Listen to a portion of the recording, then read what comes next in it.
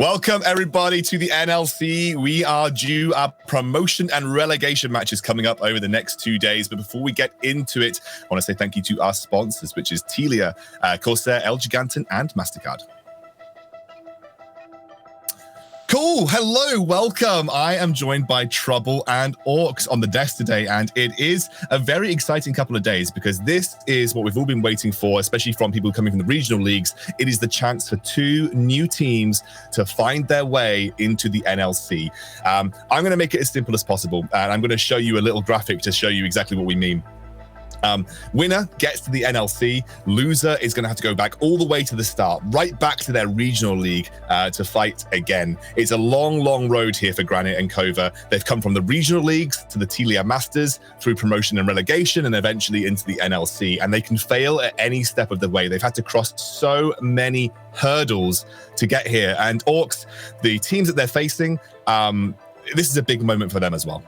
Yeah, because I think MNM and Singularity, by no means would anyone be happy with the season they've had. Obviously, it started very rough, a lot of days, a lot of weeks where they didn't have any wins on the table. But towards the end, we saw a bit of redemption.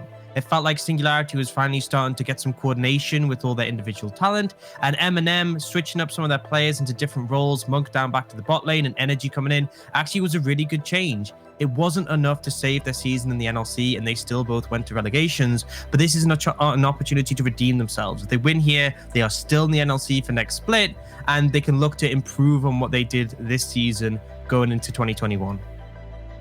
Obviously, I think for most people coming into this, they'll be looking and asking the question, who are Granit and who are Kova? Well, today we have the Granit versus MNM series, so we're going to focus on Granit for the time being.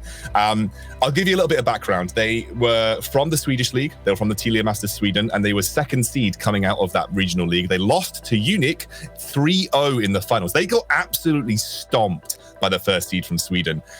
They then went to the Telia Masters, where they came out second from their group and faced up against Unic in the semi-final, where surprisingly they beat them 2-0. They then went to the finals against Kova and they lost 3-1. So they came out of the Telia Masters as the second seed to face up into NLC, which meant that they were coming here versus MNM. And obviously, Orcs, you cast a lot alongside me. I was there. You cast a lot of Granit over the course of the weekend. What are we expecting from them as a team? I think, honestly, there's a little bit of variation in what this team has been able to offer, because earlier in the tournament, they were looking to play around their strong top laner in a more of a wide map split push scenario. But Twist in the mid lane was a massive factor for them, consistently playing these scaling picks and getting to a point where he was just unstoppable. And it nearly was enough. In that game one, it was up against the side of Kova, but it wasn't enough to carry them through the series. But I think when you look at how over the Telia Masters, they sort of shifted their styles a bit.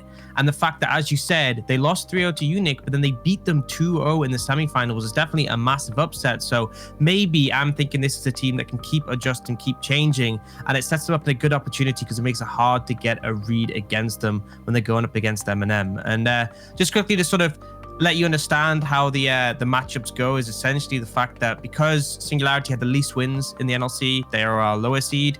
MNM had 2 wins, so they are our first seed, and that means that MNM play against the weaker Telia team, which is Granit, and then the stronger Telia team, the winners Kova, will play against Singularity tomorrow.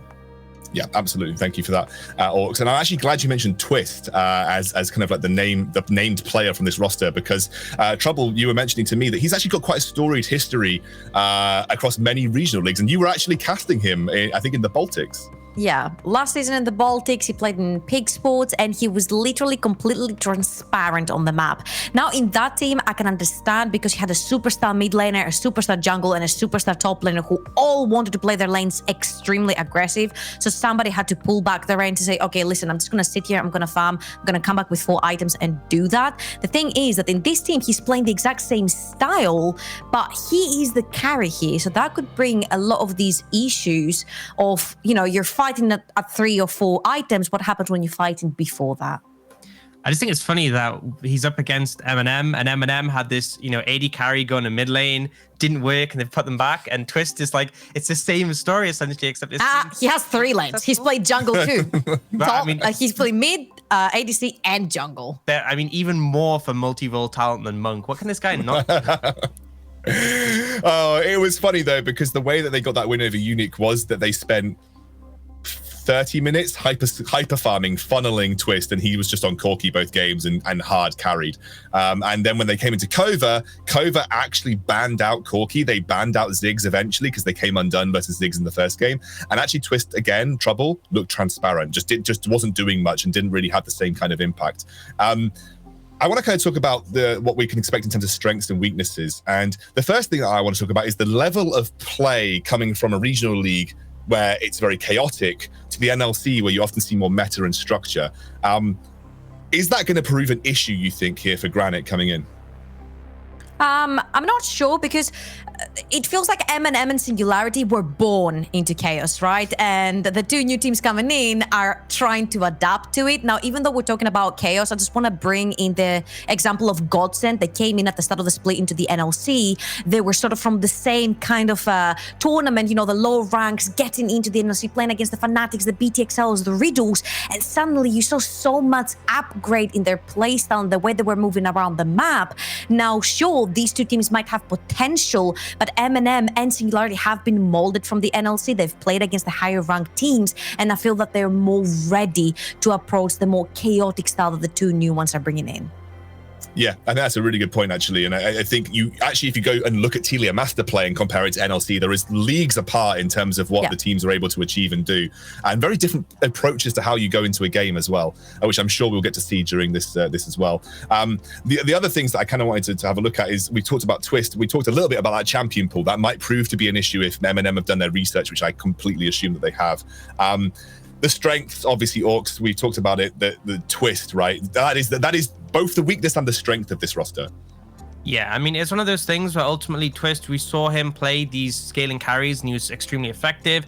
But then also we saw a game where he was on the Akali and actually they had a lot of proactive pressure in the early levels, but they just couldn't follow through later on. I ultimately feel like Granit playing around Twist funneling is their most effective strategy, but unfortunately it's not super reliable because if the enemy team comes out aggressive, it can cause issues. And I think particularly when we look at Granit, I feel like sometimes the jungler is a little bit hit or miss, isn't always able to get that impact down onto the map. So it often does end up being quite a slow game, and I'm just concerned how MNM will match up against that and possibly be able to punish it. And I feel that MNM have sort of the same weakness that Granit is bringing in. It's like their carry. Are they going to show up on the day?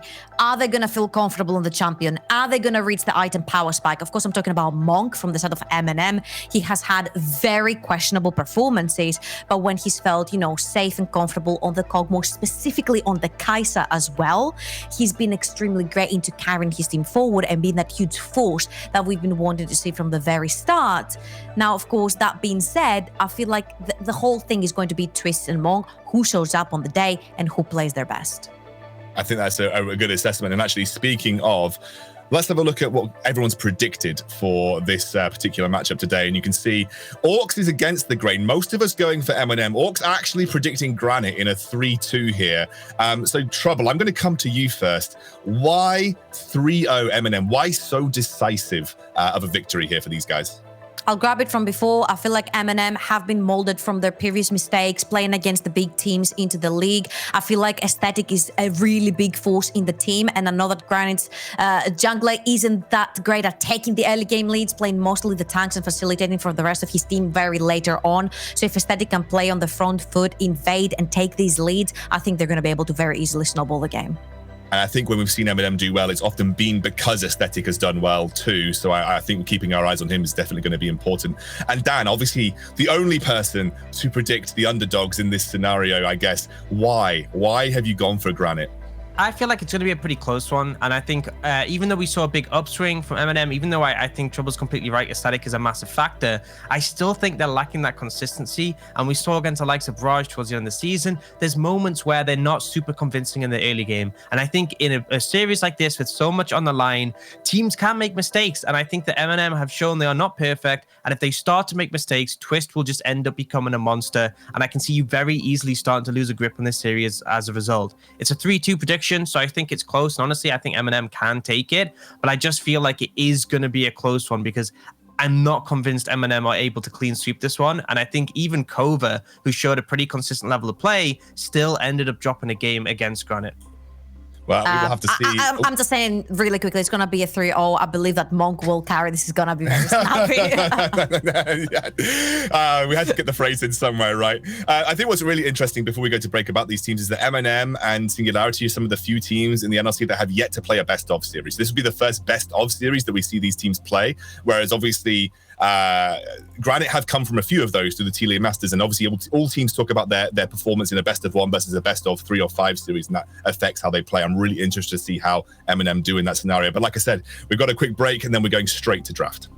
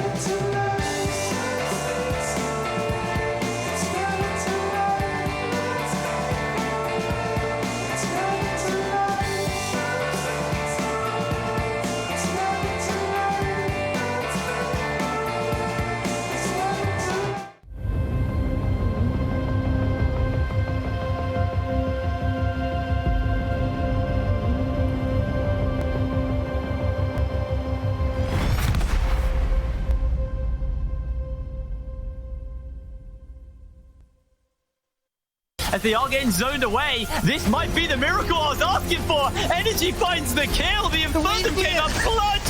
MNM are not out of it. Eva gets 2-man knocked up. Chrisberg goes godlike as he finds himself a double kill. That's a big shuffle from Stebex.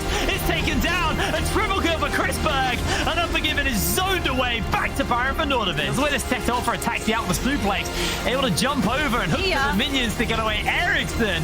That was gorgeous. Actually looks to catch him out for the moment. Chrisberg able to secure one. That's another one. Stebex is going to go down. Bebop's able to secure that one, and it's a double kill. Maxi jumps, takes their shot, pump the damage out of the package, gets dropped by Stenkus. He is so low though as Takes there is flashing away towards his tower, towards safety. It's a triple kill onto the Corgi. You saw some highlights from MNM there. They are obviously defending their NLC spot today versus Granit coming from the Swedish Telia Masters. It is going to be a really, really interesting series, and I think a lot of it is going to come down to draft. What do we want to see focused on, Trouble? What do you want to see MNM look for in draft in order to secure a good win condition for themselves? I think there would be 3 sort of things that I want to see consistently from MNM because I feel like they've brought them victories. One is Monk on something that he's completely comfortable on. Don't want to see no Ziggs, no Aziz down the bot lane, no Syndras, nothing. I want to see Kai'Sa and Kog'Maw, even though he's the best user of the passive as well. I want to see Aesthetic on something very aggressive that he can get a lot of early game pressure on. And of course, Energy, something on a hard shove in mid lane to push Triss back and allow Aesthetic to do his thing in the early game. Orcs, it looks like MNM have done their research because the Jace ban comes through. And if anybody doesn't know, Jace is a very flexible pick here for Granit because Wylands likes to play it in the top lane, but also they can flex it for Twist in mid.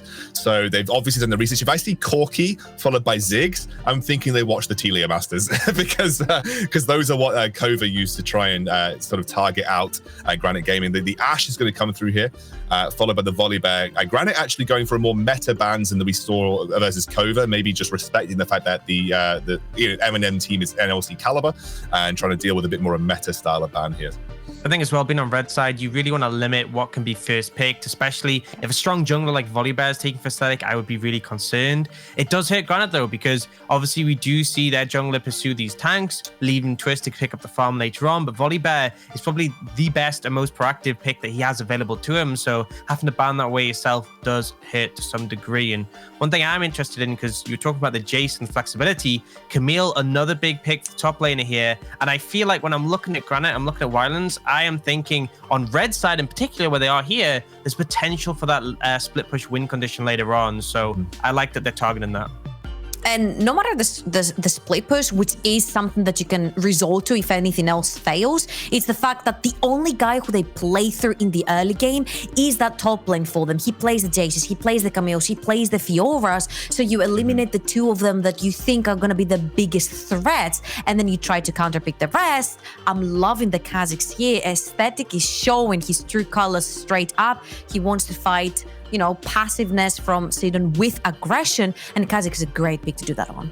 And I'm really glad because it shows that MNM realized Aesthetic can be a key to victory here. Getting Aesthetic onto something big is obviously very, very important to them. And, you know, Kha'Zix is a very good carry jungler, very powerful. This is something that Granit did, though, in their semi-final versus Unique. First pick Bard whenever they had the opportunity to, and that is because Godchele, he plays 2 champions incredibly well. One is Thresh, one is Bard. And there's the Corki. So they are just going for exactly what they went for versus Unique in their semi-final that got them the win. That is so telegraphed. We knew that, right? We knew this guy was going to play Corki, and right here, Energy could very well lock in the Twisted Fate that has been a very highly contested pick, a pick or ban throughout the entire NLC, and they dictate the pace of the map. You want to play split push? If you're going on the top side of the map, Twisted Fate will be there. You want to play aggressive around your mid lane? Well, tough luck for you, because your jungle will most likely be a tank, and MNM has a Kha'Zix around the mid lane. So I feel like MNM know exactly what Granit want to do, and they have the replies ready. Yeah, I mean, I really feel like this early rotation from MNM is super powerful. It really sets up Aesthetic to be aggressive. And as much as Granit have got what they want, it hasn't really answered anything. It's like, these are our comfort picks, we're going to go with them, but it's like, how are you going to deal with this Kha'Zix? How are you going to deal with this map-wide pressure of the Twisted Fate and the potential for the Thresh to roam as well? Realistically, this third pick needs to be pretty impactful. I wouldn't mind seeing potentially a set here, has that flexibility, and also it is one of the more proactive junglers that Sidon does play, so I think you need to take something here, otherwise it'll just be more bans thrown towards him and you'll never find an answer. Well, they're going to listen to you, Orcs. It's going to be the set locked in. I actually really think the Twisted Fate point is interesting to talk about here, because we mentioned that Granit's win conditions have primarily been sit back, do nothing, farm up, get 4 items, which is kind of the way that they approach the Unique situation. And Trouble, Twisted Fate is a pick that will accelerate the game, right? He will go to side lanes, he will go to bot lanes, he will facilitate dives, and that is going to put Granit in an uncomfortable position, I feel. I think the most important thing here is that they want to play through Wildlands in the very early game, and Twisted Fate shuts down early game aggression really well. That was the case with the Kallista's bot lane that we have seen, and that is the case now as well for Granit wanting to play towards the top side with the more aggressive sort of split push champions, because you see Corki and Twist, you're like, cool, okay, he's gonna have to wait for his Muramana, he's gonna have to wait for Trinity, maybe Infinity Edge, Rapid Fire, 3-4 items we're looking here. Bot lane the same, who by the way for Granit have not looked that hot. So I'm pretty sure that Monk and Eliwood would want to play them 50-50 down the bot lane. So their only, I guess, exit would be the top side of the map, and that's been shut down by both the Kha'Zix and the Twisted Fate. Yeah, it definitely makes, I mean, we're talking about the red side split push having the counter pick, but as you said, there's just not going to be that freedom to play around that. And I like the Kalista ban coming from Granit. Obviously, Twisted Fate something very good into that. So by having the Twisted Fate yourself, you're denying that potential to punish it, and you know it's an uncontested pick. Malphite now coming down, which potentially suggests maybe we're going to see another immobile carry for Granit in the bot lane, maybe a really strong back line, and then I'll be interested to see what Wildlands does for the top lane, because they could just have a really strong front to back team fight, which again would lean into what we set up, that they're hoping to get to the late game to win out, and it will be on MNM to stop that from happening. I've seen some very stale picks coming out in the bot lane for Granit, such as the Vayne and the Sivir, and I'm thinking that this could be something that Scripter would lock in, the likes of Sivir, because it's extremely helpful when the Twisted Fate lands. He has the gold card ready and you pop in the shield, you're never stunned in place. If he locks in the Misfortune, that's extremely scary, because what that means for energy is that he has kill pressure in the jungle, in the top, and in the bot. We'll see what they go for. It would be something that we haven't seen Scripter play, at least through the Telia Masters as of yet. As you mentioned, Trouble, he was very keen to go towards Sivir in vain, but it will be the Misfortune. We have the same face with that. We're like, okay. Yeah. I think it's interesting. I mean, it means you have some lane presence that's going to allow the Bard to potentially play aggressive. But realistically, I think MNM have potential to answer this with more aggression from Monk. Or even if you just pick a scaling pick, it's not like you're not going to be able to survive in this lane. And if the MF does push up, you can literally just have Twisted Fate collapse down. So Monk's going to get his Kai'Sa, which he felt super comfortable on. He's got the safety net off the Thresh. He's got the safety net of the Twisted Fate. Even if they try and apply pressure, there's going to be a limited amount they can do post 6. And ultimately, we haven't seen Granit be known to play extremely high pressure. So I think MNM feeling comfortable here. And again, I feel the name of the game is get Wildlands on the split push. If I remember correctly, what Monk was able to do on his Kai'Sa was shut down the side lane. They're pulling double globals. They're pulling Monk on the Kai'Sa, who can instantly join anyone on the side lane. This is going to be pure map pressure coming in from MNM. And while Granit want to chill and try to farm their way up, I feel like MNM have every single reply they want in the book. I think MNM have done exactly what you said, Trouble. They've got Monk on comfort, they've got a aesthetic on an aggressive jungler, and then added to that, they've got that global pressure to try and snowball and accelerate the game so that it's never possible for Granit to rest on their laurels, farm up and get to 4 items, which is what gave them the win conditions versus Unique. The Wukong top comes in, which is something that with the Malphite ban, you're always potentially thinking about, but I'm just not confident you're going to be able to, unless you actually snowball lane super hard, I'm just not confident you're going to be able to contain MNM. Yeah, I feel like here for Granit, they've got comfort. 4 to 5 picks, I'd say, are pretty solid comfort for that team. But, just because you got what you want doesn't mean it's necessarily going to be effective. Because I think MNM, as Trouble was saying, aesthetic, set up to be really aggressive here. Monk on his Kai'Sa, a really comfortable champ for him. And then everything around it, the Thresh, Twisted Fate, Shen, is honestly flawless for what they're trying to do and facilitate. Aesthetic will go unchecked this game because he has so many tools to help facilitate him. And when it comes to the late game, Monk should be looking to carry. So I think MNM coming out really strong with a good draft in this game one. And if you have a look, this is both teams trying to dive at each other, but I feel like MNM will be able to pull the trigger faster because they will have the vision with the Twisted Fate, and they will have the invisibility with the Kha'Zix and the Shen. So it's two carries, two teams trying to dive the carries, but guess what? The Kai'Sa can dive with her own team, so that Miss Fortune will be extremely exposed in the backline. Well, I am very excited for this first game. Monk will carry, Scoundrel. Monk will carry. That'll be the case. Now, you may notice that we don't have a friendly Danish face on the desk today. That's because he's casting with Hitbrain. Take it away, guys.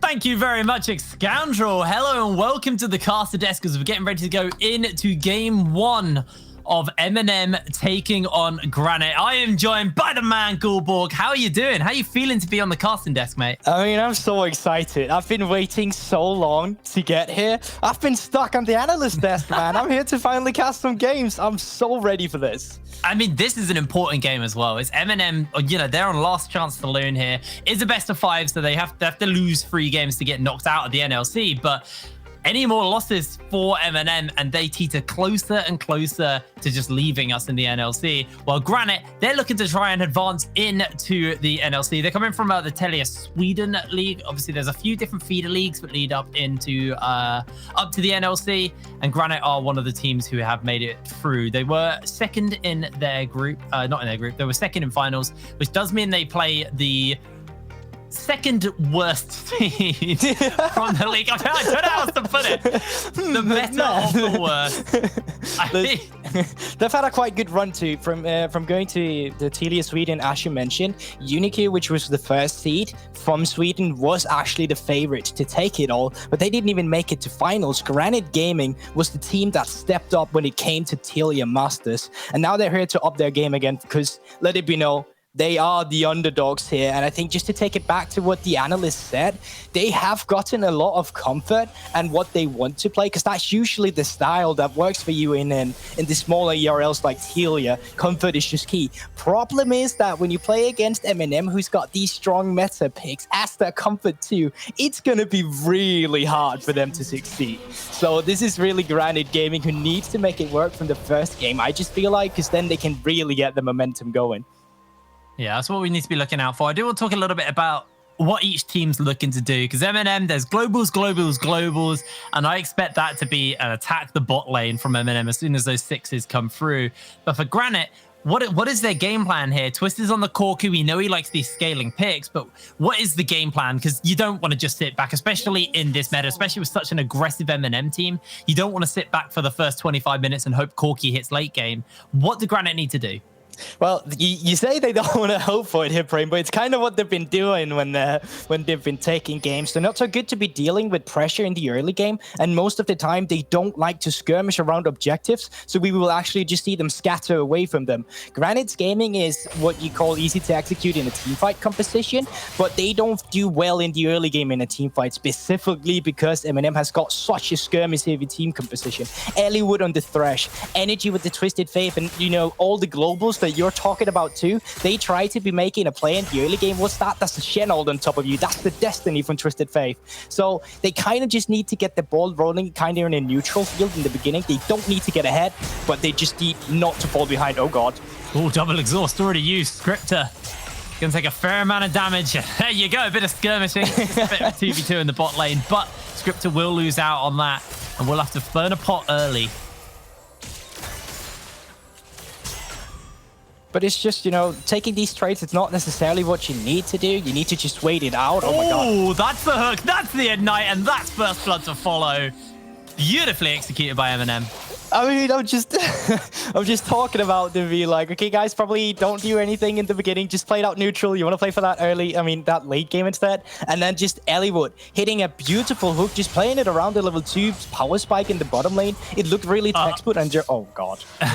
You know, Hitbrain, do you just want this? Because I can just shut up in the early game, you know? If they want to fight in the early game, you can just take it away if you want. I mean, MNM obviously want to fight in the early game. They're really feeling themselves here. They want to stay in the NLC, and they want to start out strong in this series, and it is a good start for them. They got a minor lead at the moment, but first blood onto your bot lane did get picked up by Elliewood, so at least something for them down there. If you're Scripter, you don't have to worry about Monk having first blood. But Energy's got shoved here in the mid lane. Kakana's just perma-taunting out onto the monkey. Violence actually almost going down. Kakan doesn't commit for the kill. And this should be kind of telegraphed. What they do usually every time they send Sid on top for the first gang. Granit have done this so much in the finals as well. Usually around the 3 to 4 minute mark, you will be seeing Sid in top lane or bot lane. Oh no. They're not having a good time with this pressure, I tell you that. And the worst thing, Twisted Fate haven't even gotten level 6 yet. And that's just when matters get worse. And here we see it. They do actually put down that ward. It is kind of telegraphed if you've been reading up upon it. Eliwood cannot catch a break with these hooks. He just keeps hitting them. It's beautiful. And Eliwood actually joining the team. Is it Eliwood or Eliwood? Eli. We were corrected in this. We were corrected in this. Oh, we were corrected. Now, Valence has to jump away. And I can go back to my point. The addition of Eliwood and the addition of Energy to the team really was a turning point for MNM. They were already in a rough spot, and odds of them actually making it to playoffs were low. There was still a chance, but they had to play almost flawlessly in some very rough situations to actually make playoffs.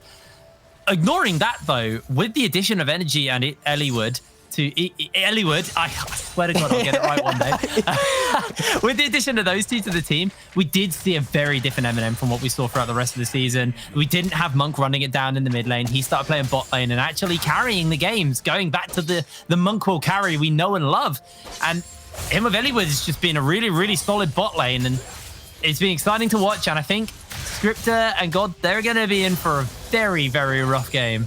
I completely agree with you. I kind of think it's unfair because MNM, with the substitution they made, they just didn't look like a relegation team. They started taking games with a lot of good teams. They even beat Tricked, who's already who's going to be facing off Riddle in the lower bracket soon, which is a playoff team. So MNM, it's just kind of unfair. After they got these substitution in, they are looking really good. And you can already see, as you mentioned, Scripter and Gotchelli, they're really feeling the pressure of this bot lane synergy coming out from Monk and Eliwood. Do you see that? Eliwood? You get that, Jake? It's the right name. Wait, Eli, not Ellie. Eli. No, it's Eli. It's Eli. Oh, God damn. I'm going to actually write it down. I'm going to write. I have a piece of paper in front of me. How would I spell Eli? Eli, as in lie down. There we go. Cool. Well, first Drake setup is going to go the way of MNM Gaming. What we usually have seen Granit Gaming do is that they, as I said, they don't want to take these fights. They don't like to be skirmish heavy. And at this point, I actually think it's kind of good for them because they don't win these fights. At the moment, you got no cleanse up for your AD carry either, which means that one gold card is going to be not for you to die. So just already MNM getting the ball rolling with these strikes, and that's extremely important, specifically because Granit Gaming wants to play it out for the late game. But when you can stack up these strikes already in the early game, you're putting them on a timer. Yeah, and this is exactly what you said would happen as well. You said expect Granit to give up these early dragons and early objectives over and over again, and they've done it so far. The skirmishing is also coming out true here. Energy waiting in the wings with the Destiny available, but was spotted out by that ward. So actually a pretty nice ward so they can spot when Energy is leaning to leave lane. And this is why it's also kind of hard for Granit Gaming. Usually when you run these late game compositions, you need at least one lane to play through. So you can get some sort of lead or something to keep up with in the mid to early game when you don't have any strengths. As of right now, they just don't have that on Granit Gaming. They rely on Twitch just scaling evenly against them, and that might be worrisome because you have a lot of aggressive picks. When Kha'Zix hit level 6, it's really easy to do the delivery system with the Shen, and it's also easy to skirmish around with the Destiny. So now when we have hit this level 6, both for the Shen and from Kha'Zix, I'm going to be expecting some skirmishing coming out from MNM. I love this jungle support synergy there. We had Eliwood actually waiting in the pit with the lantern ready to pull aesthetic if he gets caught out as he goes for that invade into Sudden's jungle. Just really, really smart heads-up play there. MNM are faster to the punch on the lane swap, and actually means Granit are going to be very slow to this. The wave's already been shoved in.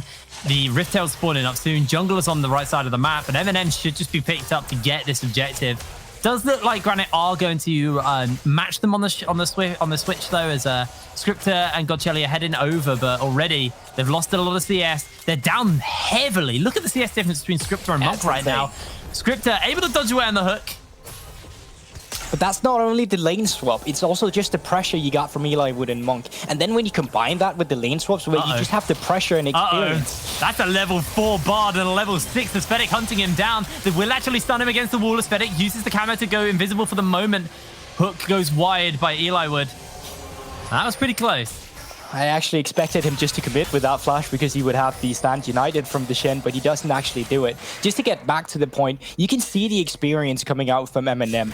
Granit Gaming, they're not used to this sort of caliber, while MNM has been playing against the likes of Fnatic, they've been playing against the likes of Trick, where lane swap is something you need to be able to do. So they're just a bit slow on the read here from Granit Gaming, and you can see they're already 1k behind, and now they're actually trying to fight for this neutral objective while they don't actually have too much skirmishing power. They do have that package though, and Aesthetic's already been chunked by Twist. They used the stand united, but Synergy was a little off there. Gold card connects onto the Corki. In comes the dash as Aesthetic. He's going to be caught out, taken down by the rocket. Twist secures the kill. Energy Destiny's in to try and find himself a killer. Scripter will force him away. Monk low HP, and Granit have actually turned this back on his head. Monk gets stunned against the wall, and that's a kill for Scripter. MNM lose 2.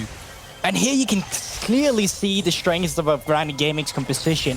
They love just running into you, and honestly, Twist just plays that perfectly. Gets the pick onto Aesthetic, who's just there without vision, and really easy for him to clean up. Unfortunately, Energy wasn't able to get back into it and kill him since he had no mana after the Destiny and Gate. But honestly, that was just really poorly played from MNM. They should have had that setup. They were first on the lane swap. They had the stand united composition with the Kha'Zix, and they just completely botched that fight. And Granit Gaming, they're thankful for that. They get a neutral objective, something we said they're not really good at doing, and they can actually, you know, enable or facilitate a player with that, with this Rift Tower.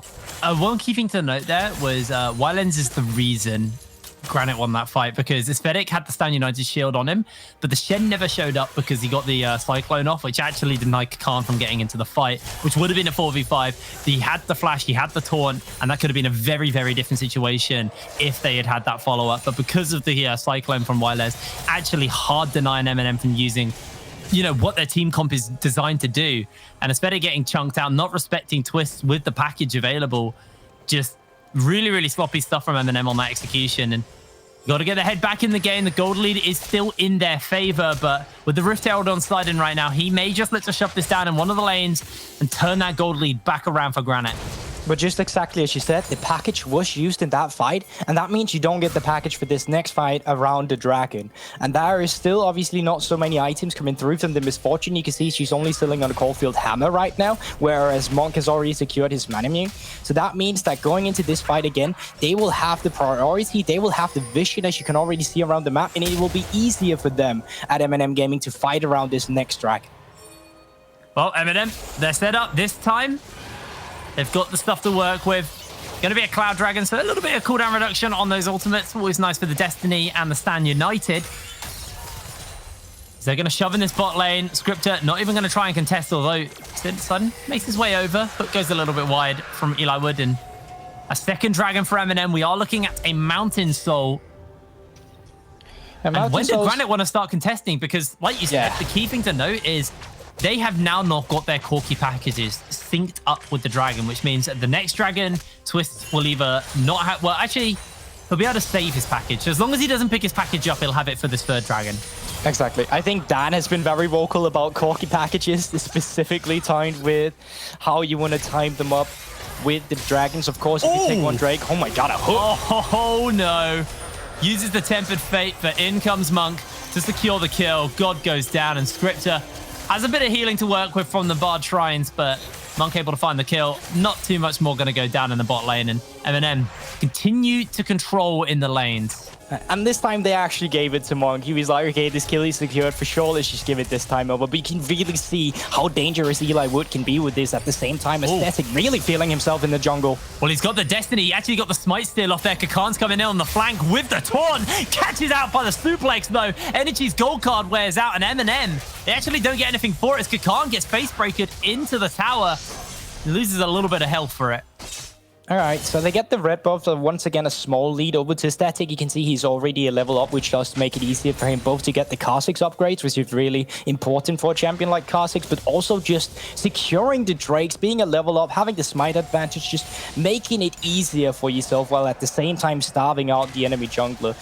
This is really the first time we saw what they really want to do with their composition, getting in there and skirmish. But reality is, they didn't even need to. Right now, the individuality from the bot lane is just straight up carrying this early game. You can really see the difference between players already, and you kind of need Twist to pop off. You asked me, when is the time that you really want to fight? Well, you need to do it as soon as this Corki feels comfortable, when he's on 3 items, when what do you say, when they can pick the fight where they actually have the teleports off the summoner spells. You can see Scripter has a cleanse, which is really important, specifically go against a Twisted Fate. So it's all about counting your summoner spells, being there in your comfort zone with the items, and then picking the right fight. The problem is they're on such a huge timer because the Drakes have been secured so early, so the Infernal Soul will already be fought for at 20 minutes into the game approximately.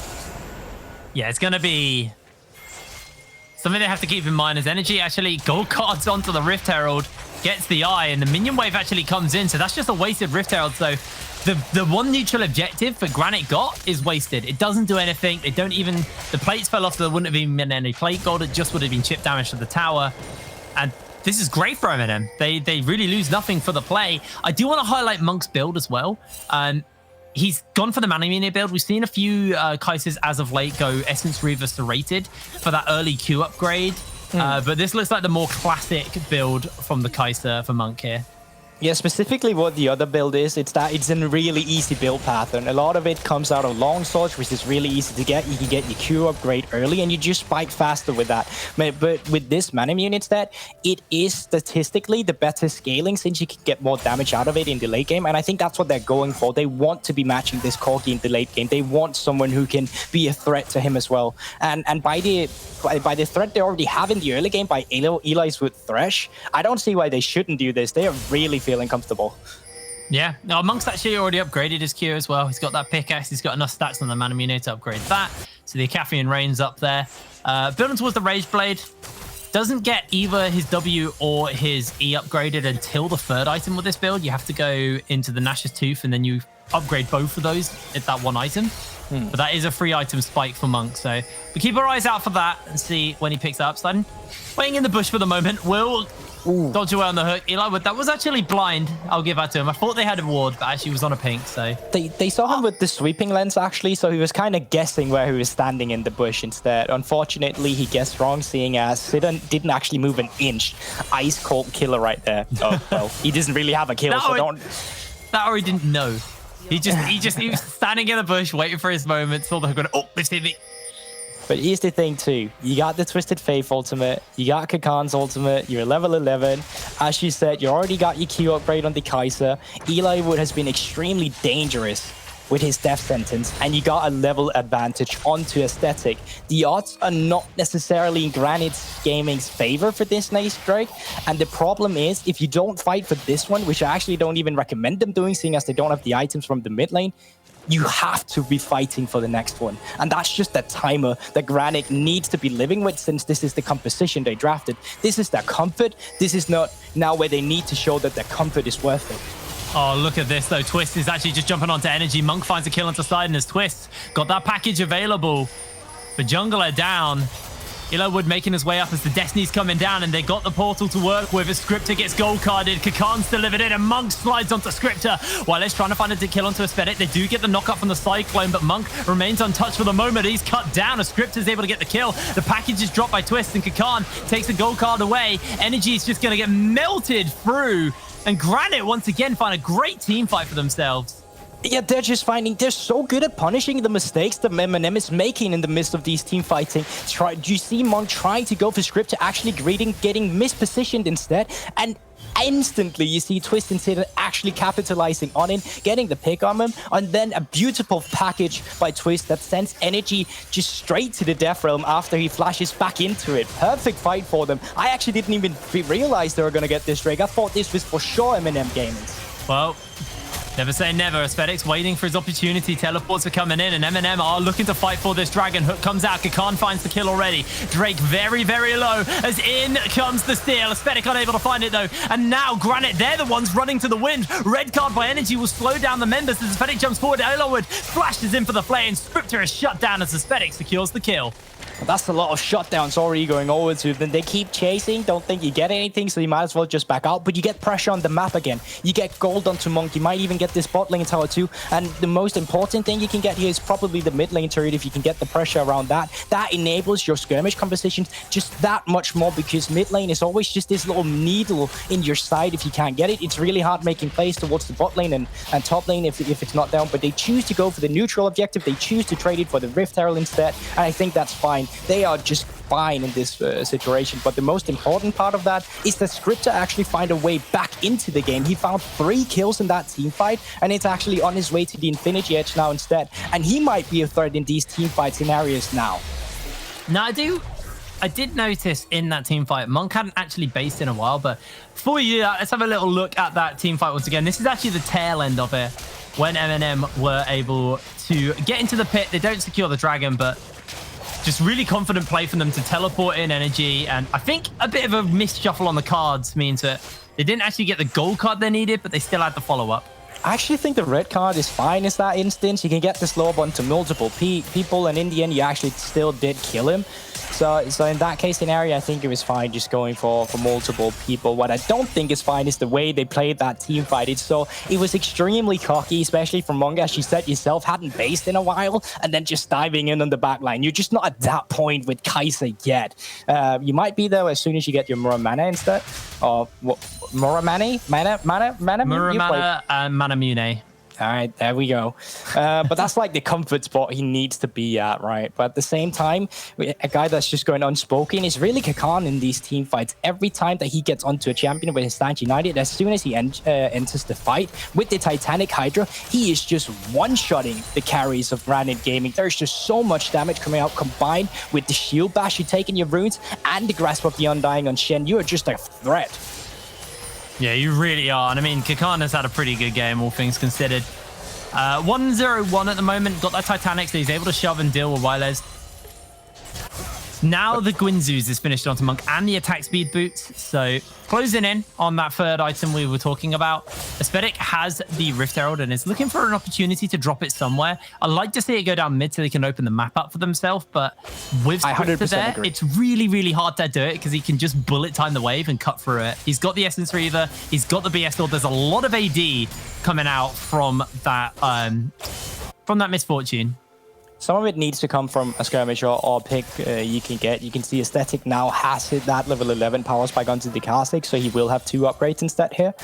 One thing to mention as well is that because Granit Gaming actually got that Mountain Drake, they're actually prolonging the Dragging Soul, which means they get more time to scale. And Twist has completed his Trinity Force now and the Muramana, so he is actually looking scary on this Corki too. And if they're feeling confident, if they want to start fighting, because the Misfortune has almost finished Earth's second item too, they might actually be able to contest the next objective.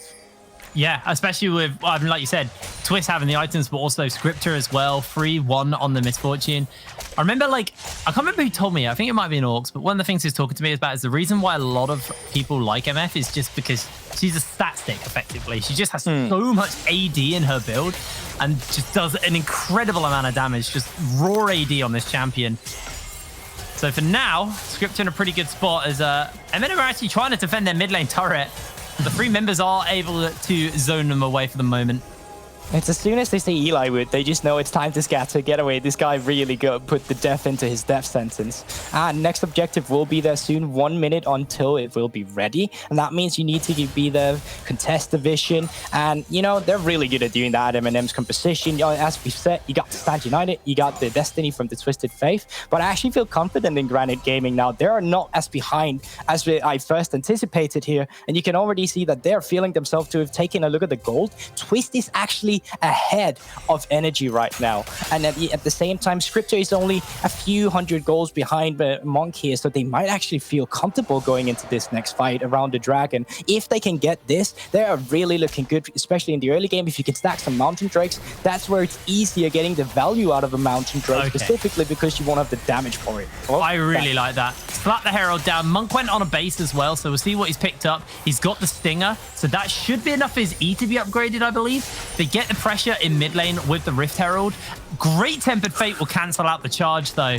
I actually don't know if that is worth that. I think that you might need that Tempered Fate for the fight too. You're going into the drag fight here, and that means your main disengage is kind of gone. You need to go in now with the package, or actually with flowing your Wukong in there.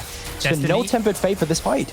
Destiny's phone, they actually know where Twist is. Energy coming in on the flank. Aesthetic gets caught out by the package. Monk untouched for the moment. Wireless gets the gold card onto him. In comes the ulti though as Kakan slides in. Monk goes in with the killer instinct. Gets himself knocked up. Trying to throw that damage out. A great hook onto the back by Eli Wood, but Monk is already down. Aesthetic, he is being slowed and chunked. Kakan's trying to do his best as Energy is just cutting through Twist, but Twist actually turns it around. Finds himself the double kill.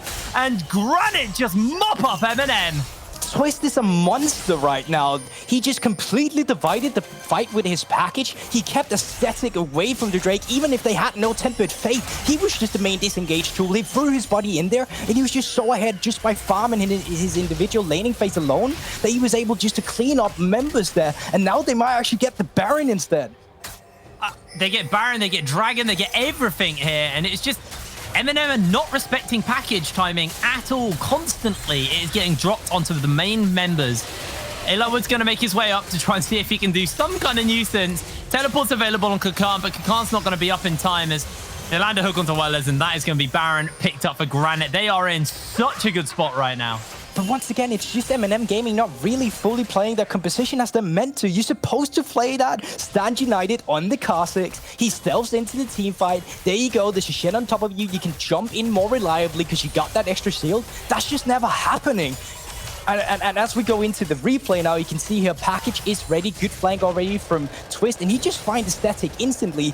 Jump is still up for Aesthetic. He's just not using it. And there is the Stand United going down to Energy instead. You are not able to kill Twist now. Really good positioning by him, making him untargetable from all the side of MNM Gaming. And then it's just easy cleanup from him. Aesthetic tries to come in. He's instantly get a rocket to the face, and Twist pick up a double kill here instead before he's shot down by Eli Wood.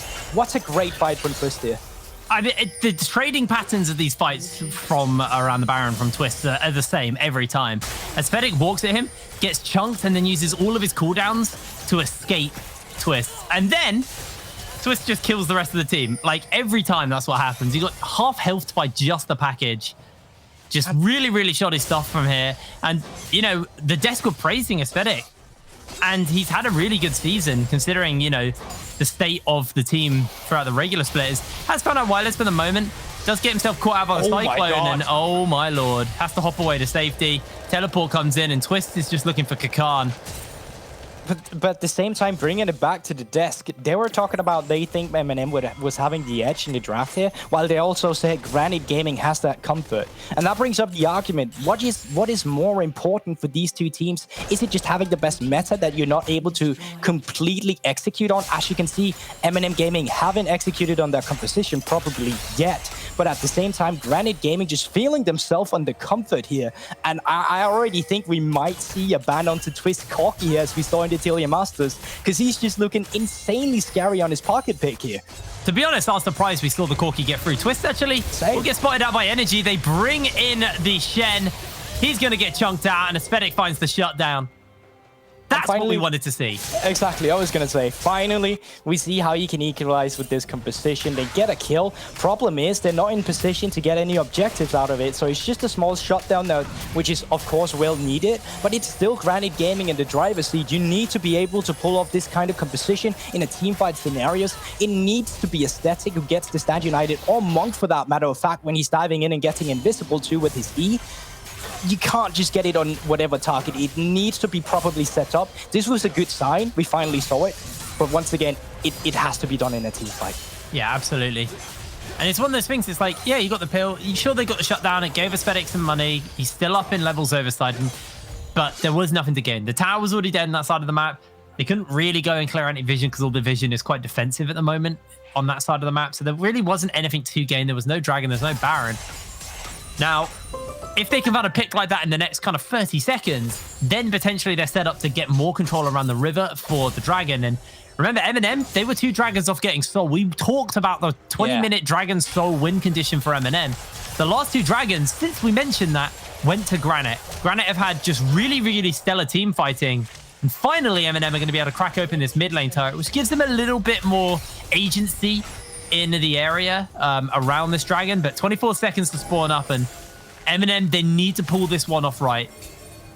Completely, especially because obviously this is only the 3rd Drake coming into it, but you are loving the stats you're getting out of this Mountain Drake. You already got Death Stance onto the Wukong, and the only really grievous wound you have is Kakan, which means that all Wukong has to do is just not auto-attack Kakan. Then he can still freely heal and just go on the backline instead. And with the extra resistance you're getting from Mountain Drake, you kind of cannot give this over as Death against the rest of MNM. Good hook? No. Almost a good hook. Didn't quite connect. Look for Twist. He's got that package. Aesthetics on the flank. Destiny gets used. They're looking for Twist this time. Gold card connects. He's instantly half blown up. Monk's just going to find himself chunked as he has to flash away. The slap's there. The shield's not enough. Energy has to go golden. Monk was just eviscerated. Down goes Energy. The carries are dead. Aesthetic can't find Twists, and now he is just getting taken out. It is desperation plays from MNM. They just look so just disjointed in these team fights and don't actually know what they're doing. There is no way you can just go on to the Corki like this. A great exhaust action come out from Godchiller instantly on Monk as soon as he dived in, completely nullified all the damage he went in. And as you said, we thought that MNM Gaming was just gonna roll in the streak with these dragons, but as soon as Twist came online, so did the rest of Granit Gaming. Picked up 3 Mountain Drakes now and are actually looking to take the first game almost in our first relegation game, or promotion game for Granit Gaming rather, to the NLC. What a statement coming into this best of 5 from Granit. They are I had not anticipated so far in this. control at the moment. I just thought there was going to be 3-0 and you know, the rest of the desk. Dan is the only one who's picked MNM going into this. I mean, Granit Gaming going into this. We can see once again, it's instant dive in onto Monk. He then gets packaged, and the rest of the team are on top of him. This Stan United was incredibly slow by Kakan. He should have just slapped it onto Monk instantly. And it is just the plays. It seems like the communication from MNM just isn't there right now. And it's just, you don't want to be using your Stand United reactive in a composition like this. You want to be proactive with it. You're using it as an engage tool to bring in your Shen. He's not just, you know, a support who can help you if you get caught out. No, he's your main kind of engage, so bringing him there. If you want to do it by the Destiny composition, do it when Energy, when he's going for a pick onto Twist, or do it with Monk. It just seems like they're playing so reactive and instinctive with their instincts on the side of MNM, so they are not getting any team play across in these fights. Yeah. To me, it felt like Kakan was like, right, one of you is going to get chunked, and I'm going to shield the one who gets least chunked. That was basically what it looked like what was going to happen there. Instead of just picking a member, going in with them, and seeing what happens. But now, I think even if they do that next time, Twist is just so fed at this point. You've got 3 items on Scripter. I just don't think it's enough. I think it's a little bit too little, a little bit too late. They need a godlike pick or team fight to get the win here. Honestly, take a look at Twist in these next fight. Oh, that's it. Scripter getting chunked. Has to use the stopwatch. They bring in the teleport in. Kakan's looking for the taunt into the Tempered Fate. Eli Wood will slow down Wildlands, and Monk actually snipes him out with the Void Seeker. Now they're looking for a turnaround. Monk actually gets the Lantern back. Energy gets the gold card off, and Aesthetic is going to get taken out by Twist. Monk, full HP. Kakan looks for the taunt onto Twist. Unable to find it, though. Twist will take the W from Monk as he actually slides in looking for the kill. Almost chunks him down. One more Void Seeker is going to get blocked up as they get the Lantern off, and now Twist is the one on the rung. The hook comes out from Eli Wood. Sidon flashes away to safety, and Energy secures the kill onto Twist. MNM, that was the pick they needed to find. And that was such a creative pick. It was a little cheese by Aesthetic too. Just standing in that brush, waiting for someone to face check it. That's just something you don't anticipate as Granit Gaming, because it doesn't make sense being there. But it's the exact pick you need to get back here. The only, what would you say, like, good thing coming out from Granit Gaming is that they actually kill Aesthetic. So there's no smite onto this Drake right now. They can't really flip it. They need to kill Sidon before they bring it down. It is a quick one as well. They've got that Destiny. They're looking to try and find out onto side, and they're baiting him over. They got the Magical Journey. He's going to come in instantly taunted and taken down. MNM secure the Baron. 32 minutes on the clock, and they are back in the game. And what a way to find to get back into the game. I honestly thought the Granit Gaming was just going to steamroll it from now. It's like, keep your eyes on Twist because he's insanely fed. But honestly, take a look at Ecstatic. Like, why are you in this bush? No one anticipates this, and it just works for him. They get the pick onto Scripter immediately, and then great stealth work from Mom, great Lantern, and Gold Card instantly hit before that Wildlands can actually get the clone out. And then, you know, it's just shooting fish in a barrel. They're chasing this one. Monk feeling really confident now. But you can kind of still see why MNM is disjointed. One is flashing for Sidon. The other one is chasing down onto Twist instead. But in the end, it works out for MNM Gaming. They get the Baron, and with 1 minute onto the Mountain Drake, you can actually really get the pressure and avoid Granit Gaming getting this soul, because that would be extremely dangerous when it's a 4-stacked Mountain Drake soul. Yeah, absolutely. I do want to note that also that felt like MNM just listened to what we'd said as our criticisms about the last team fight and went, nah, shut up. We aren't playing like that. Because Kakan insta-ulted onto Aesthetic. He just joined in straight away. That's what we wanted to see. I'm really, really glad to see that coming out from them. They're going to use this Baron to get pressure on the bot side of the map.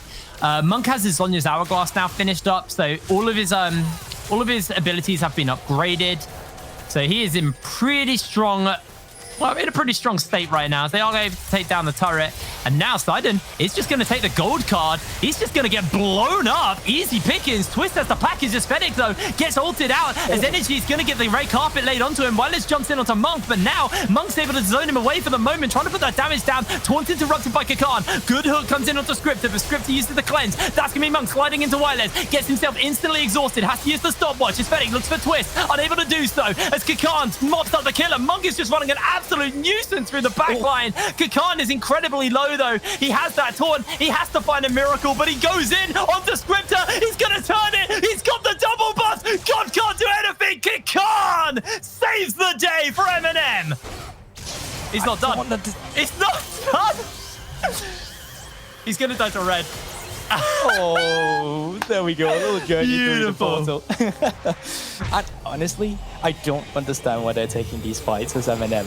Because you literally have the Drake. It's just such an easy pickup for you. At the same time, you got the pick onto the jungler. Just back out. Get that Drake. You just lost Baron buff on 4 of your members. So that pressure you gained through the fight, you just lost it completely. And while we get the replay, you can see it here. Great pickup by an overextension on Sidon here. But once you get this, get out. There's a package on top of Twist, and you can just, like, you don't take this fight. You can't do anything about it. Really good play from Violence. You can see how ahead he is and how hard it really is to kill him with the death stance, because there's no... Oh, we need to get back into real time. We need to get back into real time. Twist doesn't have the package this time. Eli Wood gets a little bit chunked. Aesthetic joining in. They go in onto Kakan. Here he comes. The dragon is secured. That is soul for Granit. Is not able to be stolen away from Aesthetic. They finally take down the monkey.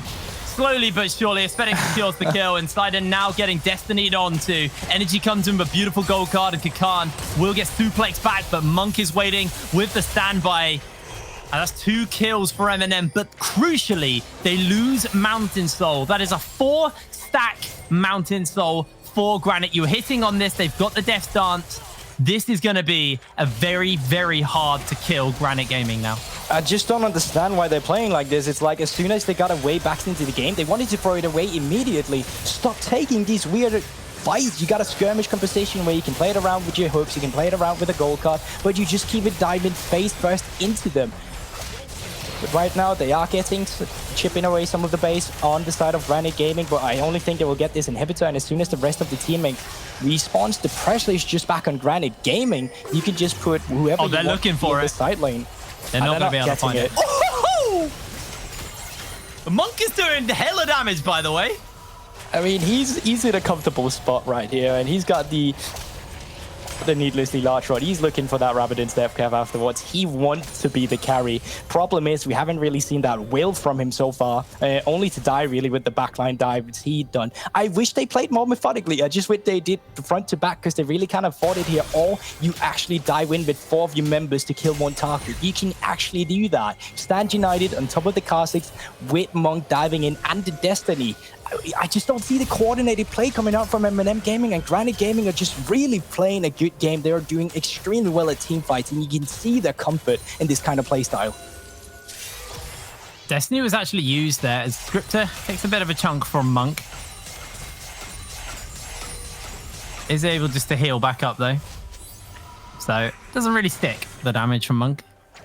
But the real problem, or well, the real solution for either Steam team is going to be this Baron here. 40 seconds until it spawns. There is the Mountain Soul on top of Granit Gaming. So you can't afford to be making these mistakes again as MNM Gaming. You need to play a clean teamfight composition because the odds are actually not in your favor. Yeah, absolutely. I want to see this Death Cat come through for Monk. And if Granit started up, there is a lot of poke that he's going to be able to put out from range with the Void Seeker. The Magic Shred coming down will help him to be able to land that, and maybe that might be enough for MNM. But if Granit play this smart, they got the GA on Scripter. It's harder. They can't just pick him up. He's got a Mountain Soul. He's got a GA. He's going to be so hard to actually blow up. And Twists has the package that is perfectly synced up as Yellowwood's actually going to take the Tempered Fate. Twist looks to drop down the package. Isn't going to fire it yet as Monk gets chunked. He actually gets out there. The huge factor here is that you also got Cleanse on top of Scripter. You got the package. You can nullify any stun if you want to go in.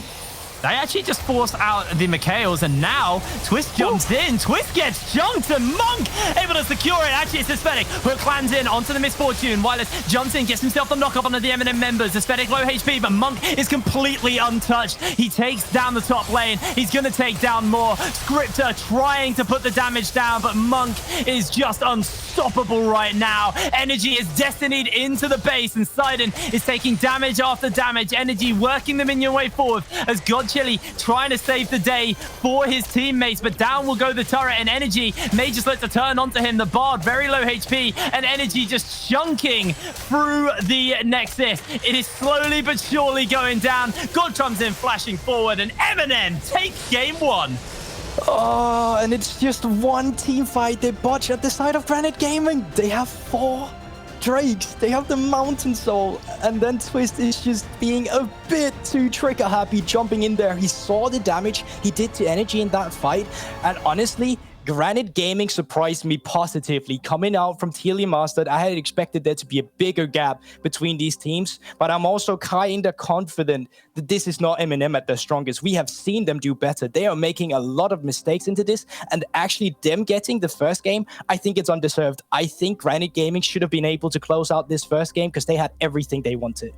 To me, it feels like that was a very disrespectful MNM. I think maybe in their head, they kind of agreed with what everyone else, the death sentiment, and what all of us really thought. I included in that group, for MNM were just going to be able to take this series nice and easy, but Granit really gave it to them, and I think that might have been a bit of a shock to the system for MNM. So into game 2, I want to see less cocky plays come out from them and more control plays, because Granit are not a bad team. They are a really fantastic team. When they see their opportunities, when they get their ability to punish, they go for it. Ban Corki if you're MNM. Don't let that go through again. Twist. I was going to say, my worries are with that Corki too, because you're not getting that again. That's for sure. That Twist was scary, man. That was, I mean, from the Telemasters I saw, I remember his Corki being absolutely crazy. Now, guys, we are going to throw to a quick break, and when we're back, we'll have our analyst desk to break this down, so we will see you in a second.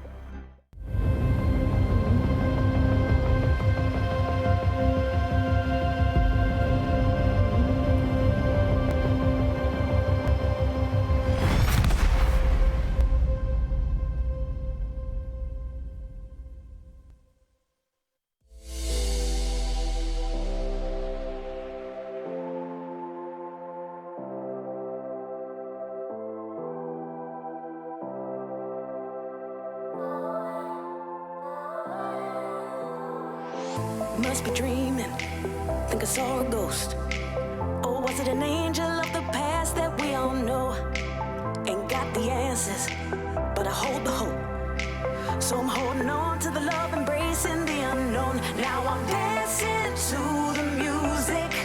I'll just keep dancing till I lose it. Yeah, I got that Friday feeling. Yeah, it's all that I've been needing.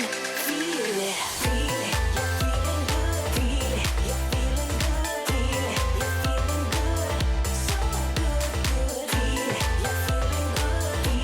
you're feeling good, feel it. You're feeling good, feel it. You're feeling good, so good, good.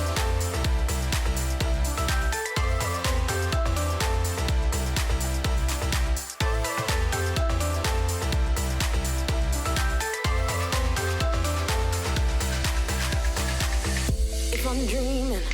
I don't wanna know. Cause this is all I need, a perfect story told. I ain't got the answers, I still hold the hope. So I'm holding on to the love, embracing the unknown. Now I'm dancing to the music. I'll just keep dancing till I lose it. Yeah, I got that Friday feeling. Yeah, it's all that I've been needing. Feel it, feel it. You're feeling good, feel it. You're feeling good, feel it. You're feeling good, so good, good. Feel it, you're feeling good, feel it. You're feeling good, feel it. You're feeling good, so good, good. Feel it, you're feeling good, feel it. You're feeling good, feel it. You're feeling good, so good, good. Feel it, you're feeling good, feel it. You're feeling good, feel it. You're feeling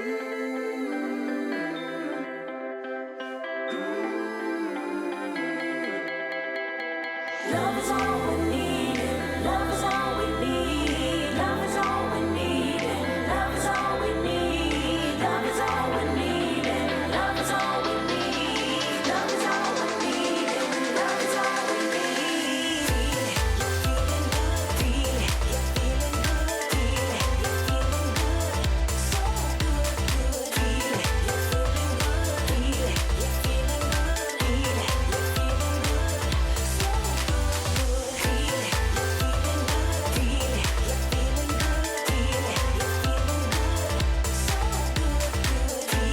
feel it. You're feeling good, so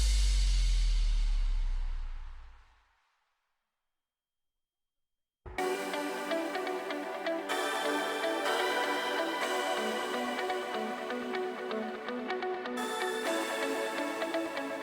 it. You're feeling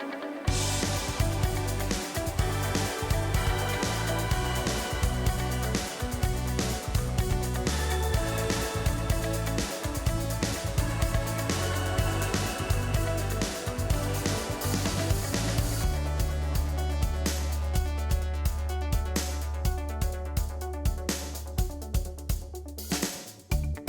good. Don't look up, we're nearly in sync, but not in step just yet.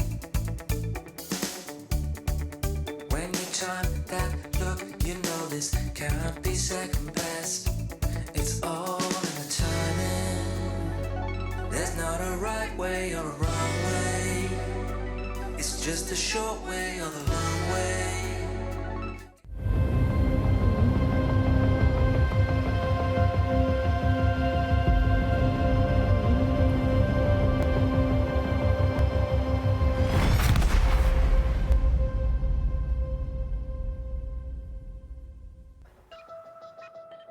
Welcome, ladies and gentlemen, to the Game of Thrones. And you know, similar to Game of Thrones is that that ending left no one satisfied because it was awful. True. Look, I think you can sum up this. I think you can sum up Granit by you live by the twist and you die by the twist, and that was very much what happened right at the end of that game. But the fact that it even got to that stage of the game with the composition that MNM drafted says a lot about how that game played out. It really shouldn't have gone that far, I don't think.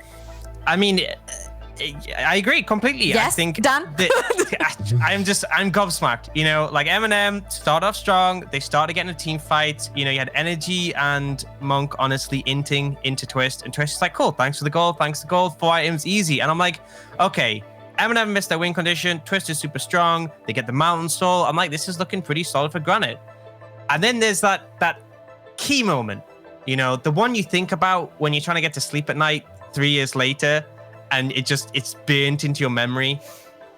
I think we all know which moment, but in case, you know, just that package from Twist, I there's nothing more to say, right? There's that package. That's all I have to say. That's it.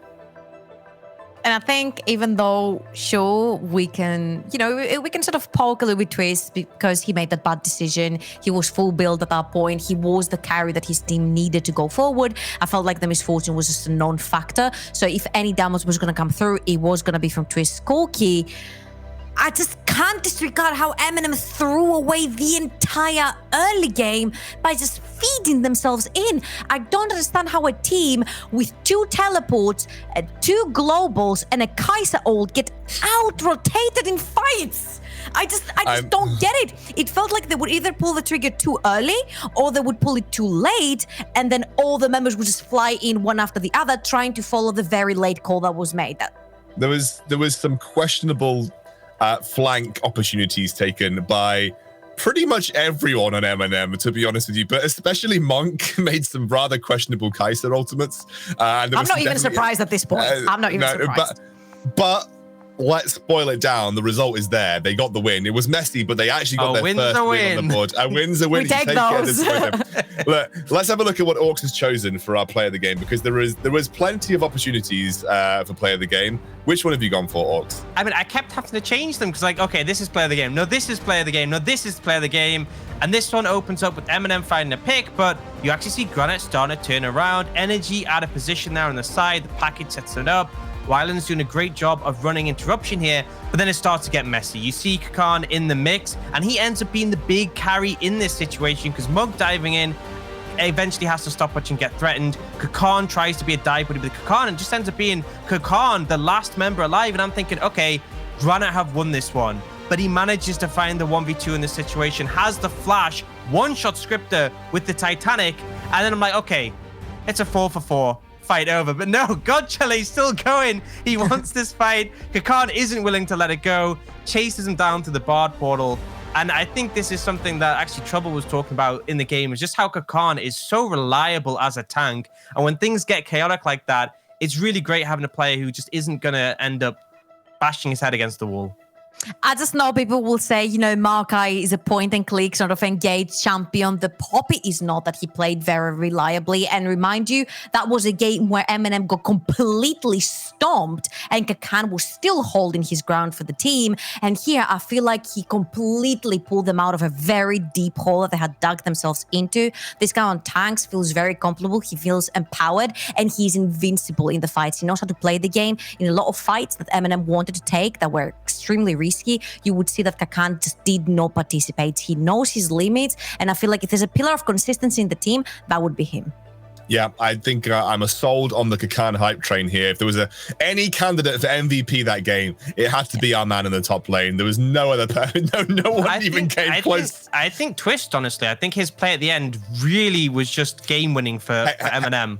Hey, look, they wouldn't have got that far without Twist. It was sad that he made that play, but they wouldn't have got that far without Twist in the first place. I go heavy on him, but honestly, Twist, it was close to the end. I think he just needs a bit more restraint. I think he felt like, when you're on top of the world, you're full build Corki, you're like, we've hit the late game. I think just a bit more restraint. If they're going to bounce back from this game one, essentially they got to the point they wanted to, they just failed in the execution at the end. So a bit more refined, and could see a full series on our hands. Well, we'll have to see. We're going to a quick break. When we're back, second game of the day.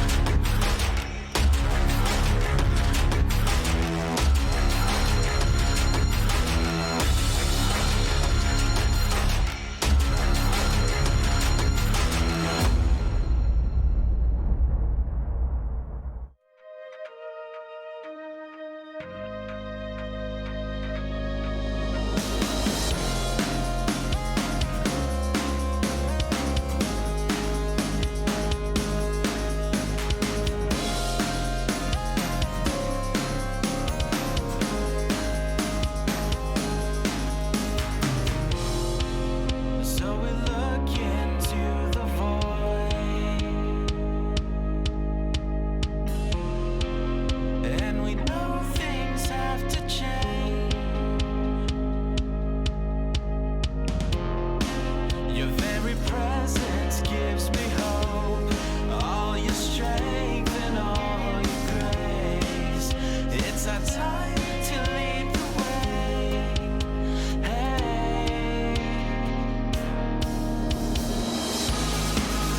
Well, the night is young, and the futures are so never let go.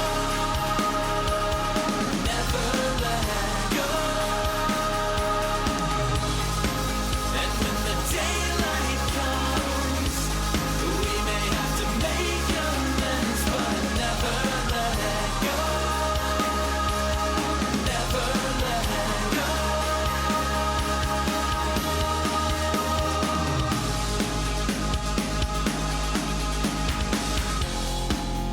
When I think of what's ahead and all the problems we might face, well, I'm relieved that we're the ones who'll stand tall, won't look away. We may be young, but it's our place.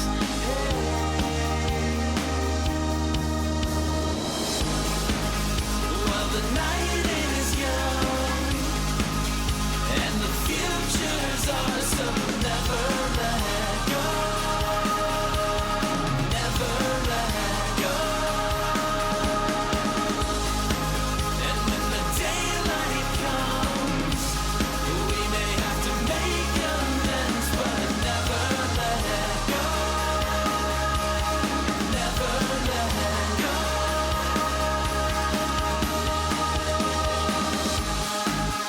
Well, the night is young, and the futures are so never let go. Never let go. Never let go.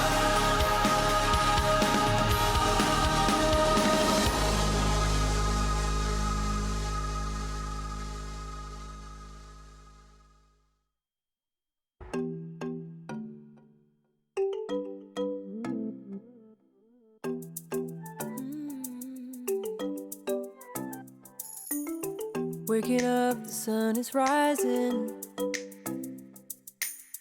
We can go anywhere, do anything. Put your hand in my hand, let's explore. Travel places no one's been before. Leave your fears and hear you calling. Wherever you go, wherever you are, the beauty's unique. Melody so sweet, our differences make our union so great. Together we perfect harmony. Perfect harmony. Together we will be perfect harmony. Let's get lost in a forest of green. Lose ourselves in the blue of the sea. Fade the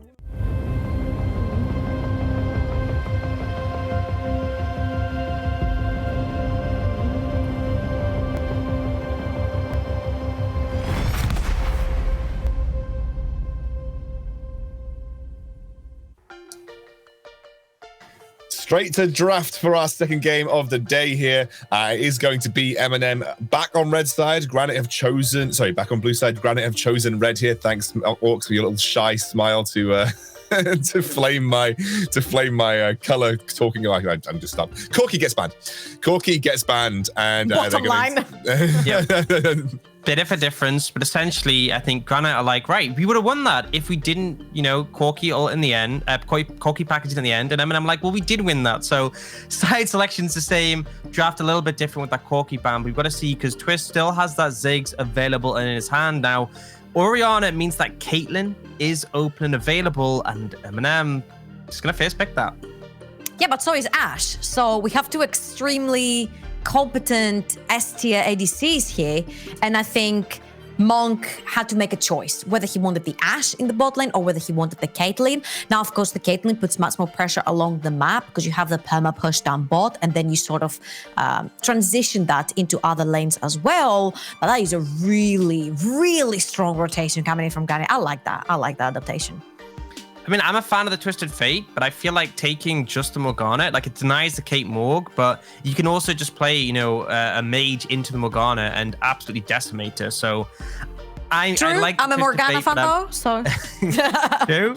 Well, we'll have to see what they do pan out with. Right now, toying with the idea of Nazir, and instantly, this is an extremely long-range composition from the side of MNM. It's going to be very difficult to get near this backline, and fortunately, they're not going to be diving with these champions because they showed they're not great at that last game, so they should be easier to execute for MNM in the later game. Also, it denies Twist a little bit the roaming potential in the early game because Azir will always have the push and will always force him underneath the tower, which means that we won't necessarily see too many Destinies around the map. It's very weird because when we were talking together about Twist, I was like, well, I understand the Corki, I understand the Ziggs, but for me, Twist is a great Twisted Fate player, and I hope he proves me right here so people don't think I'm talking out of my lower bottom because I have seen him on the Twisted Fate. He was really good. Yeah, don't want to talk out of the upper bottom though, of course. It's not a... I mean, he's not he doesn't look that great on Diving Champion, so that's another one. So I don't know. I can't speak yet. No, look, it's going to be the Ash lock in here. Obviously, didn't need to take that. Stop laughing at me, Orgs. Sorry, I was making... It's because I was making a joke at the lower bottom versus... Using that medical knowledge well here, Kim. Wait, okay, Trouble said lower bottom and I found it funny, so I said upper bottom, okay? So, Yeah, I know. Look, Kindred gets banned. Okay, so they're taking Kindred away from aesthetic again, targeting away some of aesthetics more carry-orientated champions. That is something that obviously we highlighted as a win condition for MNM overall. And obviously now not getting Kha'Zix. I wonder if they're going to ban the Kha'Zix here, ban like another aggressive jungler away from MNM. But it looks like Set being taken off the board as well. So trying to, again, go at Sidon as well, trying to force him into something maybe a little bit more passive that allows a bit more space for aesthetic to breathe. Set can be pretty solid at trading and dueling in the early game, so... My one concern here is, I really like the Kindred ban, I like the Shen ban, because you have this great backline to defend, but my one concern here is that when I look at Granite's composition here, I think it's perfectly set up for Wylands to have a split pusher. I think the Set isn't too valuable there. Even the Wukong's not hugely valuable. You have so much control from the Ashe with the Hawk shots, Enchanted Crystal Arrow. You have the Morgana to keep us safe in the mid lane. And then you have Twisted Fate to help lean top early and also play that 1-3-1. So I think this is the opportunity to see a little bit of a different side of Granite, the more wide map state style that we've seen from them. Oh, and if this gets locked in right here, I want Aesthetic to go for the Shyvana. He showed it before. It deems Morgana pretty useless with the Black Shield later on in the game because the second the Black Shield is up and the Morgana poke and the Shyvana poke lands, it's going to be a non-factor. You've got a lot of poke with the Azir. You've got a lot of poke with your Caitlyn as well. And then it doesn't matter if the Twisted Fate will be in the mid lane. It's not that easy to itemize that much MR versus Shyvana and Azir. But what do I know? Because Aesthetic has gone back to the Olaf. I'm not a huge fan, but it's easier to get through all that CC that Granny have thrown your way.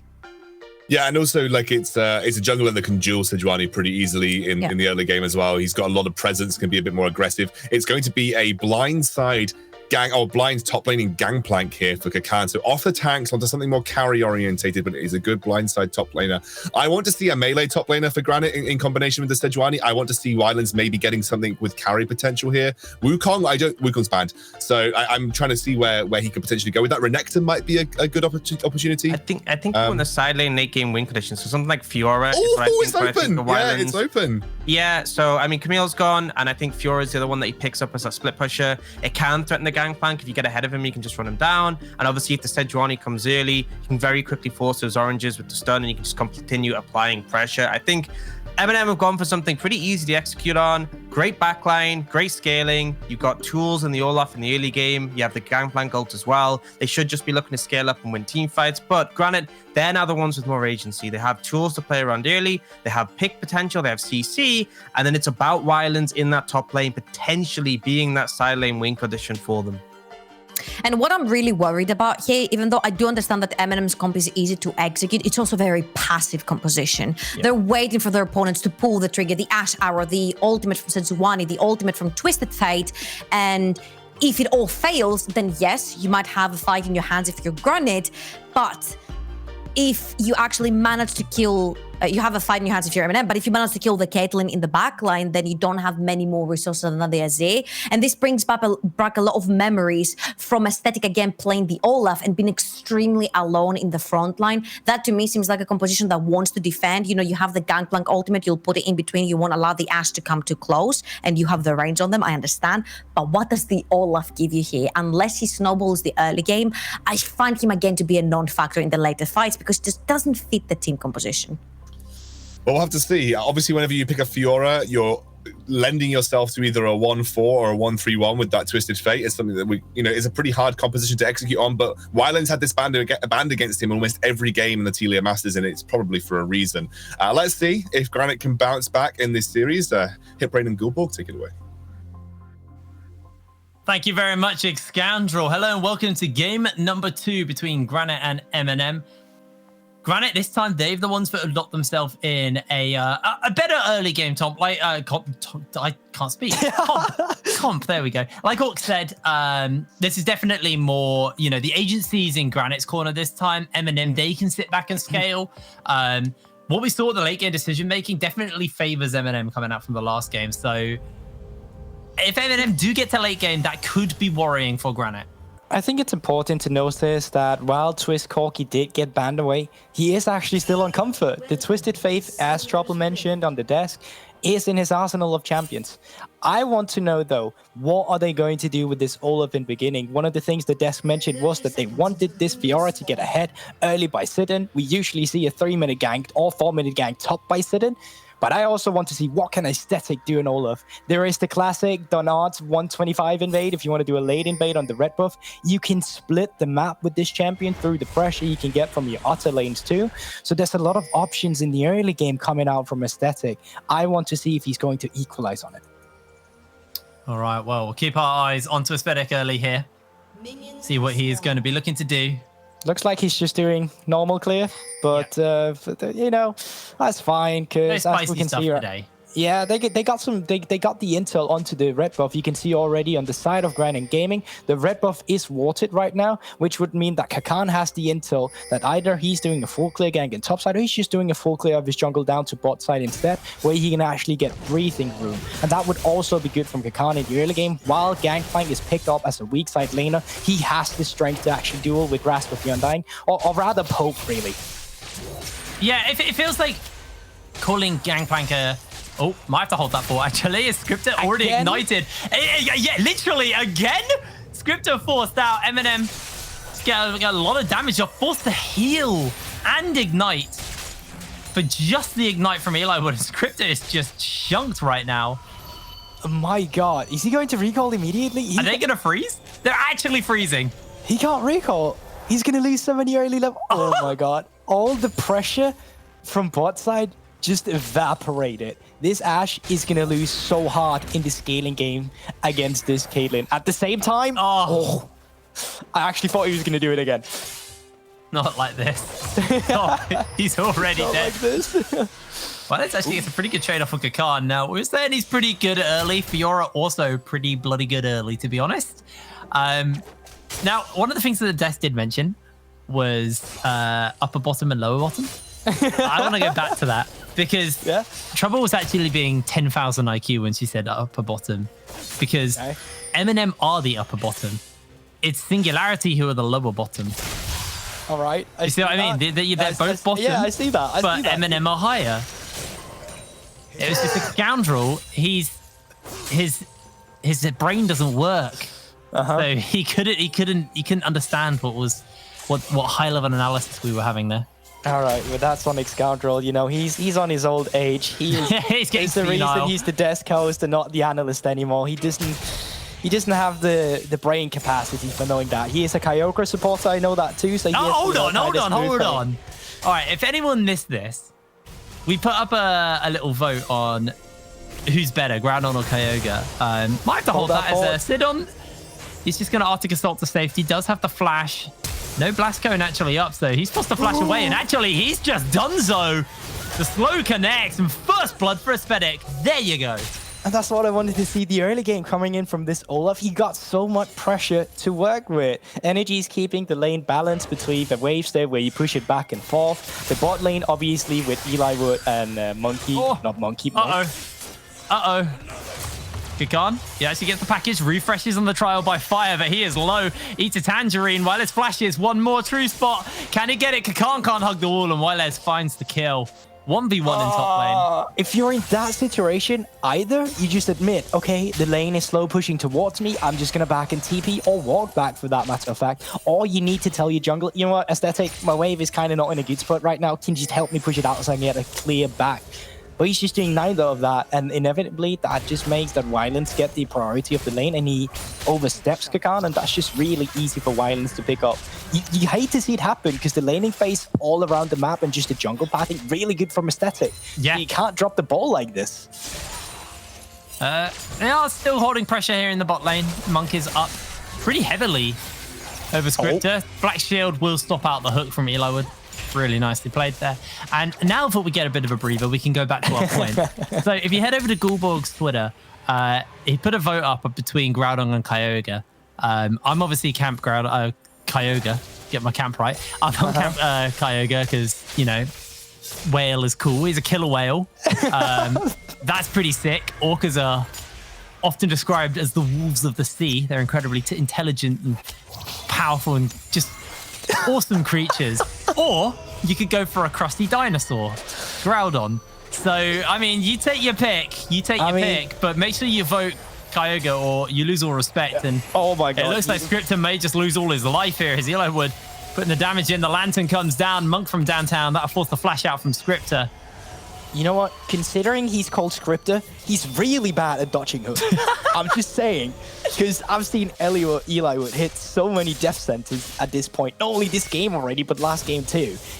I think that either we need a name change or we need a step up from Scripter here because he's not doing his own name justice. Eli Wood's just good at fresh. That could just be the counter to that, though. He is landing a lot of hooks. I noticed in the last game, all of his hooks were landed early in lane to get a lane phase and then to get lane dominance, and then he missed all his hooks. Now, this is a pretty rough spot for Kakan. He does have the cannon barrage available to him as the ultimate gets thrown down. He's just going to look to try and clear out the wave. Tries to turn on to stun. He gets the heal off, and they just have way too much healing to work with. Kakan will go down. It's just easy pickings. Again, once again, lane state really not favored by Kakan here, and that's usually not what you see when you're playing what do you say, Gangplank. He's one of these champions where it's really easy if you can poke down your opponent to take control of the lane and dominate the wave pressure how you actually want it to be. But after he died versus Wylens, he got complete power over the state of the lane, and that just means he's setting it up from 7. And when he does this, either Kakan needs to realize that he needs to sacrifice this farm because he's going to lose it either way if he dies, or he needs to call up Aesthetic and beat them in that 2v2. Good bind in there, but takes more damage from the net. Yeah, that's quite unfortunate when you actually hit the skill shot and you're still getting out damaged. To kind of bring it back to the point, I mean, you supporting that whale and all, you're part of a minority here, Hipbrain. So far, we're in the lead with 52% for Groudon, and you know, I just feel like most of my followers and people in general are just smarter than going for a whale that's, you know, just flopping around. I'm convinced that you bought some bots to win this. I'm not too sure about that. All I'm saying is I love democracy. Yeah, it is for a prequel meme as well. I like it. Yeah, see? Alrighty, let's take stock of what's going on right now. Spedic's getting control around the Ocean Drake. He's feeling comfortable to do so because his bot and mid have the shove priority. They have control of the waves. Sudden's stepping up and Destiny's being used. Monk actually will have to use the cleanse early. Destiny Gate's not being pulled. Teleport's coming in from Kakan, and we're actually just looking on a 5-on-5 here at the Dragon. The Destiny's actually worn off, and this is God getting chunked out. They do find a quick binding onto Eliwood, but he's okay to step back for the moment. God's getting absolutely chunked out, and that's going to be first Dragon and a Flash forced out there as MNM walk away happy. The thing is, the tanking of that Drake was just wrong from Granit Gaming. It was Gotchella who take 5 shots from that Drake and putting him down to like 200 HP while Sidin didn't even tank, and that just meant that the members of Granit Gaming were too low to actually take up the fight. So they spend a lot of resources to TP the Destiny Gate, and they don't even get what they came from. They lose Flash and Morgana too, and that bot lane is already under heavy pressure. Good thing is though that Ryland's lane was pushing towards himself, so he gets to continue this priority. But once again, it's MNM Gaming who's faster on the rotation and actually pulling their bot lane up there, while on the side of Granit Gaming, they're only putting Gotchella up at this moment. I want to talk about the CS lead. Ooh, wait, this might be really smart. Monk doesn't have cleanse, remember, he does have the flash. Beautiful Scryer's Bloom, actually, will spot them all out, and that means Monk feels comfortable to step back, but he's actually overextended a little bit here. 90 count net, has that flash available, needs to dodge away as the cannon barrage comes out. He dodges out on the blinding to hold his flash, and now Spedic's looking to chase down the ace in the hole. Will take down Chele's. Twist comes in with a gold card, instantly gets himself hooked. A 2-man play comes out from Eli Wood as the Ignite lands. A shutdown picked up for Monk, and Twist will take the net, will take the headshots, and Monk just cleans up a triple kill. At first, it looks like Monk is just doing a classic Monk overextending and he's going to die. Hold that thought. Eli Wood looking for more. Yeah, they're looking for the quadra kill, but the Arctic Assault means that Sutton's able to get out, and this is just more tower plates. I was just about to note the massive CS lead, but while Liz was about to get off the big wave, they went for the dive, they went for the play, and they lose out on all of that. Scripter, though, doing pretty good versus Kakan right now. Yeah, there's no death sentence in the gangplank, so he's doing quite fine against that. No skill shots involved. But honestly, it was a great cannon barrage coming out from Kakan too. And the setup, there is no flash on Gotchella. Really easy for Monk to get the solo kill onto him, and the rest of the crew just showing up right when they're needed. And then the trap placement and the net coming out from Monk. I don't know if we're getting a replay, but that was beautiful. That was such a good Caitlyn combo. And you're usually able to do that when you've been practicing Caitlyn, when you're not just picking her for the first time since she's strong in this meta. You can see that Monk actually knows how to pilot this AD. And he's already 3-0, got that Infinity Edge, and he's only going to be more scary. Well, he's probably learned a little bit from Harry, the Academy MNM player who is a Caitlyn main. Oh, yes. I had to get a bit of a knowledge down there. Not vivid UKLZ watcher.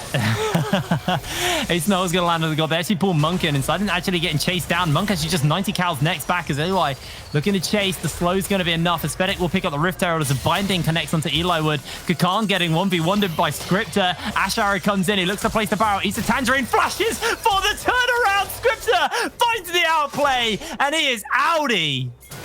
What just happened there? How does Kakan keep losing this lead? He had usually been described as one of the more consistent members of MNM Gaming, but he's just the only one making mistakes right now. Overstaying in top side, overstaying again with the second wave, and now just in bot lane, dying to an Ashe who has been heavily starved by the MNM bot lane at the same time. Aesthetic now coming for revenge instead. This should be an easy pickup. Yeah, he has the Ragnarok. He can run him down. Looking for the Ashara. Pops Ragnarok. Scripter. Bye-bye.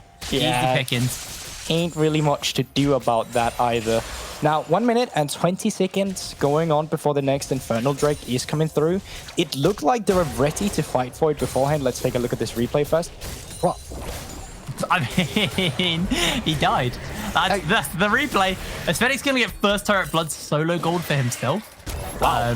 That's you never that's see the fed this. Olaf.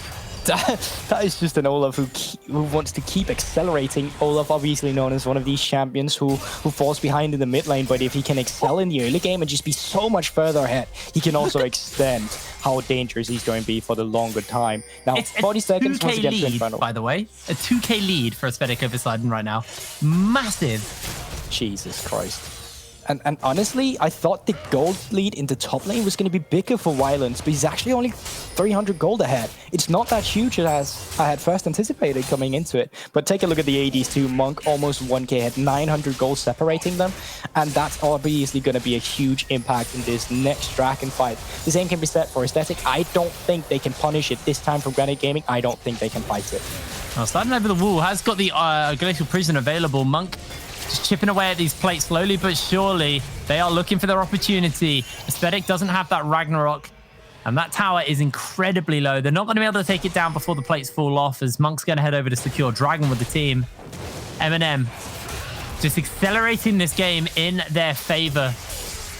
Trinity Force picked up onto Kakan now, so his wave clears. Pretty much there at this point. He's happy.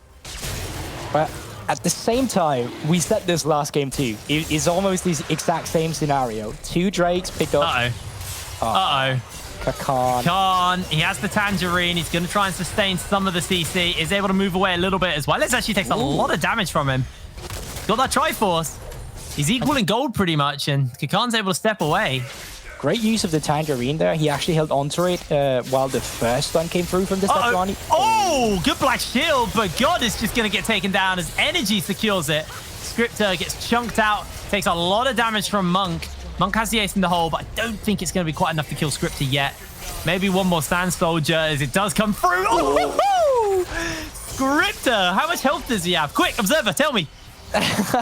16. He had 16 health. Oh, that is so close. And speaking of lower bottoms, I feel like Scripter just barely got out with his there. That could have been way closer. My only worries right now from Granit Gaming is that they don't have the same factor on Twist as he had on the Corki. Right now, he's more of a facilitator for the side lane in Violence. Violence is kind of the side lane carry where you use the Twisted Faith as the support going into it. Let's see Destiny here. Yeah, they are looking for a play onto Kakan. Remember, he doesn't have that cannon barrage, but he has the lantern, he has Aesthetic nearby, he has the orange, so he's just able to cleanse himself back up, and that was opportunistic from Granit. It doesn't really cost them anything, but they may be able to get pressure onto this tower.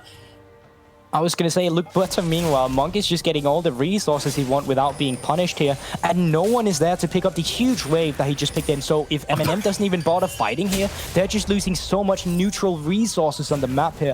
MNM is just outplaying them, while Granit Gaming, you can see their desperation for finding a lead or something back into this game, because they don't know what it is. They're just going for these creative plays instead.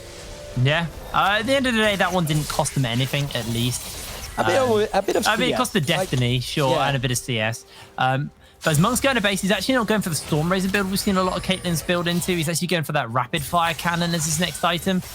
While is going to be able to take down this top lane turret and keep himself relevant in the game. As this goes later and later, the split push from him is scarier and scarier, but the problem is he's into Kakan. Kakan can just range wave clear with the barrels. So I just don't know if the Fiora split push is going to be enough to close the game out. Because Kakan can just assist team fights without being there and clear waves.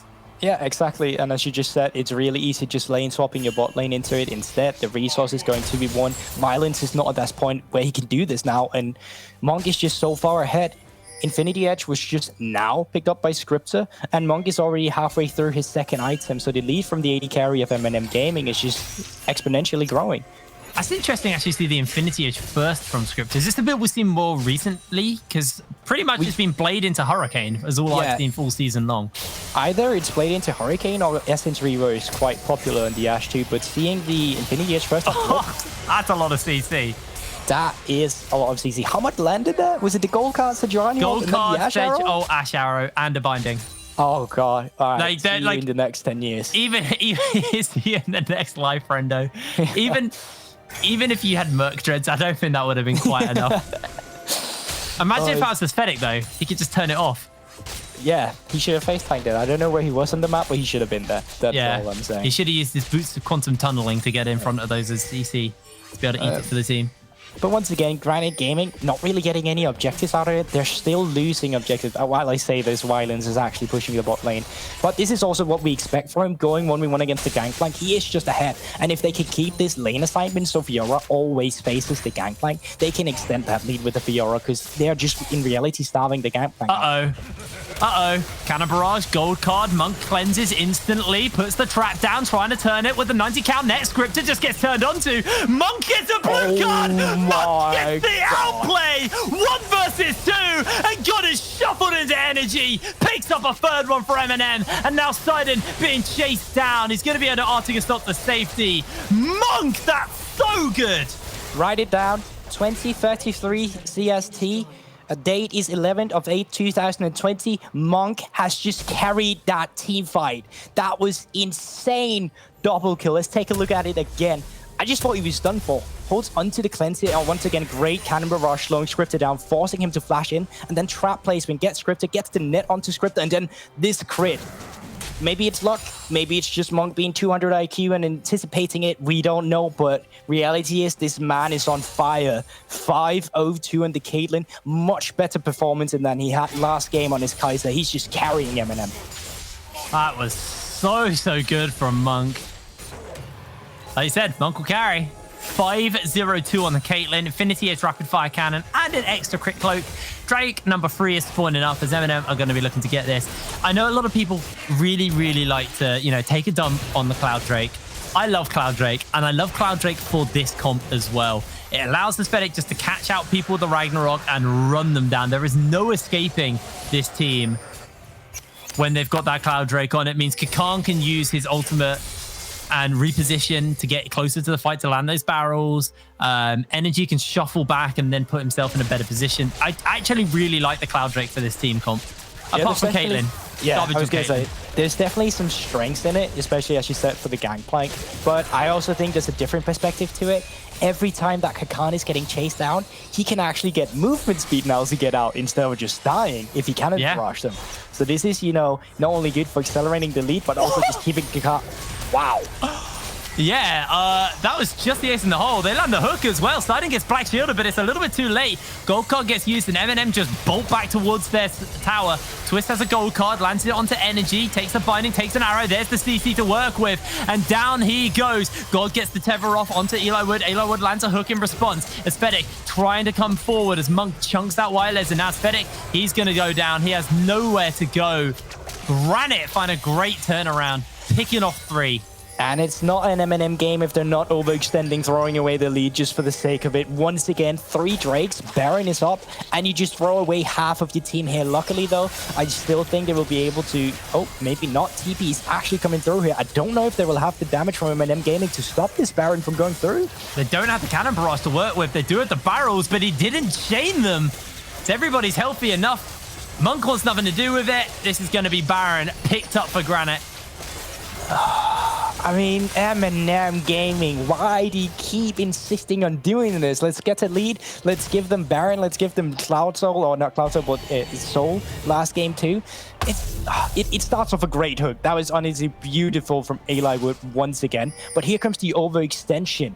At this point, you just have to sacrifice energy. You can't fight this. It's a lost cause. Why are you here? Just back out of it. Great flash from God Chili to punish them for being so overextended. And once again, Aesthetic. Why are you walking back in? Why are you here? Why are you not just back in? With the jungler out, it's just easy pickings for Granit Gaming to get in there and get the Baron. Yeah, it looks to me a little bit like Monk was the only one really on that page. As Sidon actually potentially looking to get caught out here. Spedic can run him down. Scripter's coming forward. Monk ace in the hole.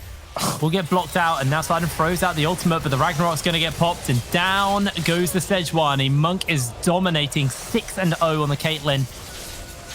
And despite them having Baron buff, it's only really useful for them in the side lane. You can see now if you take a look at the top side of the map, Wylens is pushing a huge wave into this bot lane. But I think he's actually fed enough to keep continuing with it. I don't think Kakan will stop him. I think they need more resources, or else Wayner will just dive him. Let's see if he's bold enough for it.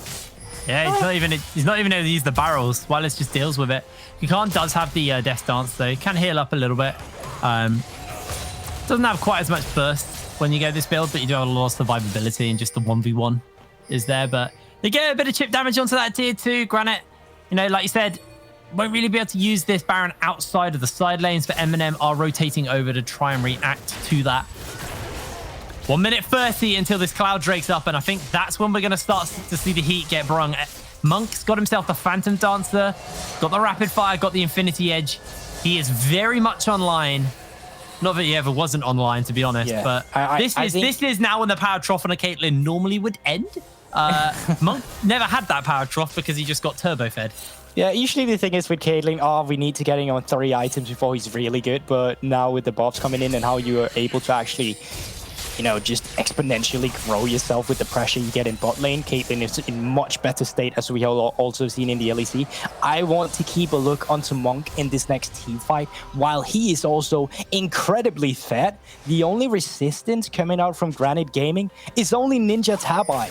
Not even Sejuani has got any extra resistance. So when Monk get into this team fight, when he is properly peeled, he's just going to shred everyone. And right now, the only positive for Granit Gaming is that Wylens will keep the pressure up in a side lane. But at this point, he's not able to just straight up dive. Oh, unless he gets the help here. Yeah, actually going to have to flash away. Wylens is trying to run Kakan down, but Kakan forces the Destiny.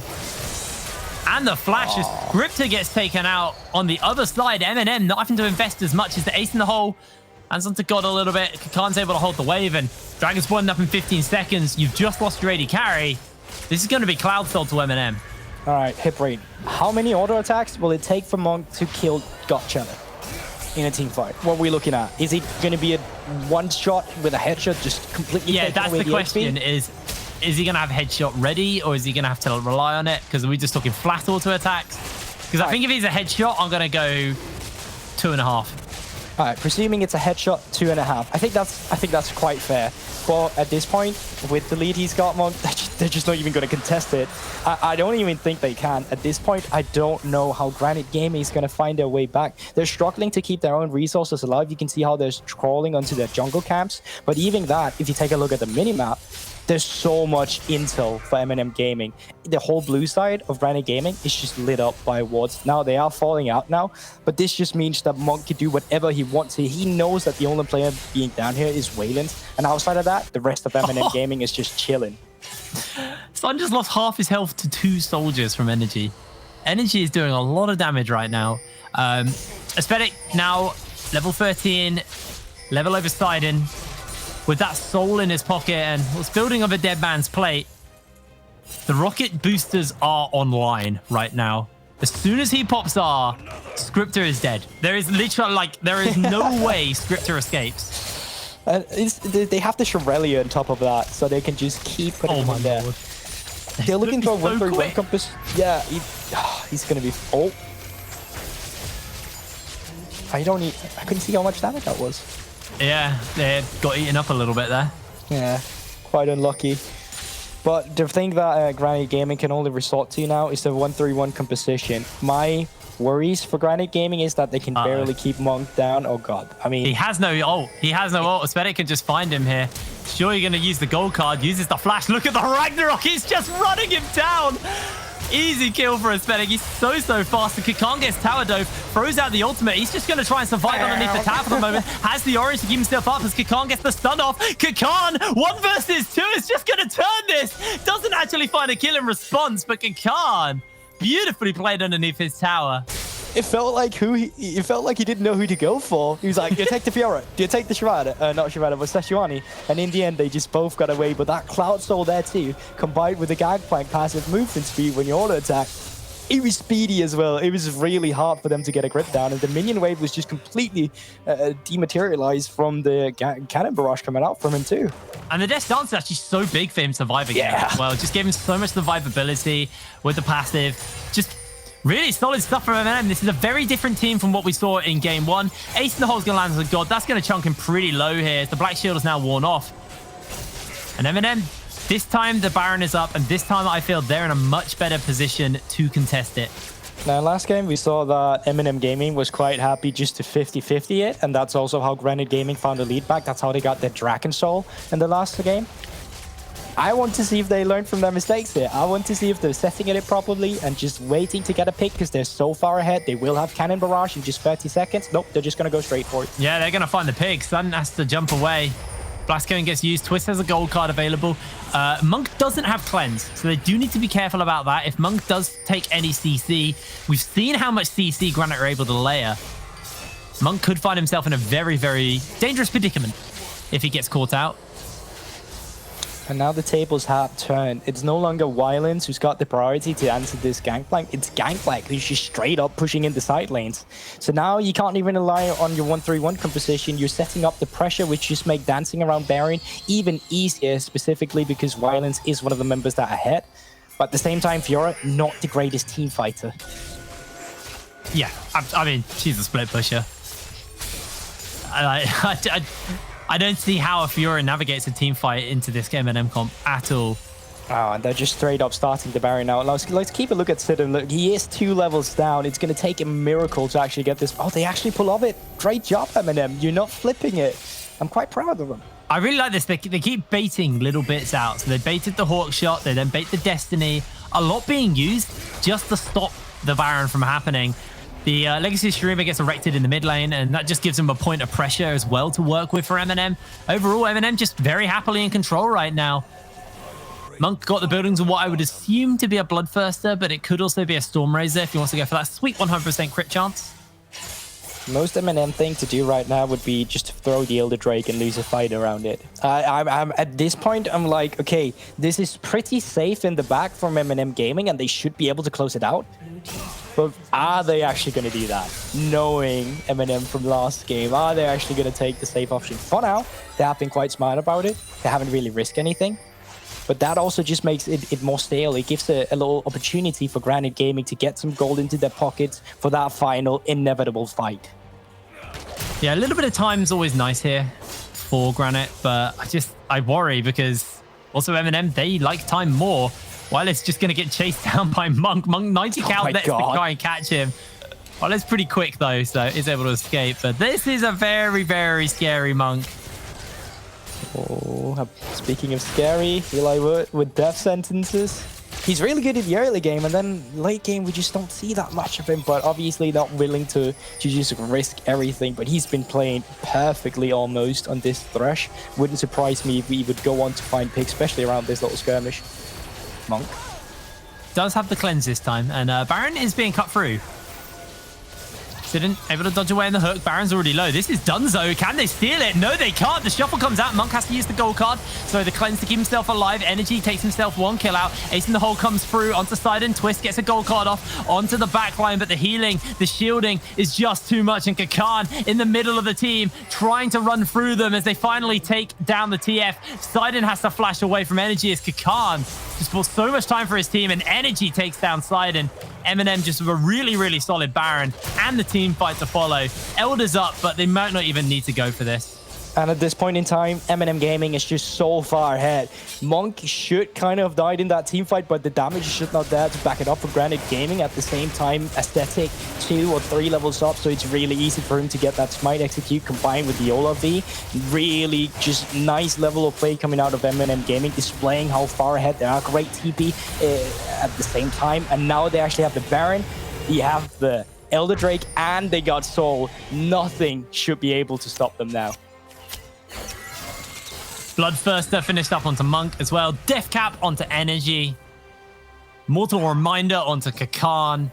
It is feeling rough for Granit. They got to push into Baron and Elder on MNM. And MNM are just out team fighting them at every opportunity in this game. They're 9,000 gold up. Sorry, 11,000 gold up. Wow. Yeah, I'm not too good with the numbers either, but I mean, going into this point now, it's just like, it's going to be a gun show. It's literally relax, sit back, and enjoy some one-shotting coming through. As you mentioned, Rabbit and Step Cap have been picked up by Energy. That might just be a dead Azir. Great pickup from Granit Gaming coming out of nowhere again. He actually didn't have any cleanse. Okay, you know, I was trying to set it up for the game was really easy for MNM here, but that was just caster curse from me coming in at the same time. Ace in the hole lands onto Twist. That's going to run him a little bit low. The burns there as MNM now sieging up. Kakan heads back up to the other side of the map to stop the push from Wylez. As MNM, they are not actually going to commit for the inhibitor yet. So, it's quite weird seeing MNM being so respectful and patient compared to what we just witnessed last game where no one was afraid to dive in. It feels like the staff and the players just sat down in the break and was like, all right, let's not be too cocky about the game. Let's just play it out how we know it's supposed to be played out. But they're also playing it very cautiously right now. I assume also that was because Energy was dead and they didn't want to take a 4v5, especially with Khan not having teleport. All he could have offered was the cannon barrage and that was it. Even though they're incredibly fed, the cooldowns on the Ash Arrow, somewhat low. It's actually still not technically back up unless they shot it again while I wasn't looking. I'm assuming that's not the case. I'm pretty sure they He's level 16 and with a blue buff, but I don't think he has enough cooldown reduction on that build. And by enough, he doesn't have any cooldown reduction on that build. They still got the Elder for a little bit longer. I think it's just about to wear off them. So they've lost Baron. Elder's about to go. They are looking to try and get a little bit of extra burst damage down, but the turret will fall finally. 2 open inhibitors inside the base of Granit and MNM. This looks like this will be that final shove. They've got a wave crashing in on the top side as well. Kakan's getting 1v1 though in the bot lane. Kakan able to slow him down, has the orange to eat to keep himself going. And MNM, they're now just going to look to siege up this second inhibitor. And it'll probably just be up to top lane and do League of Legends by the book here for MNM. All Kakan really need to do is just clear waves.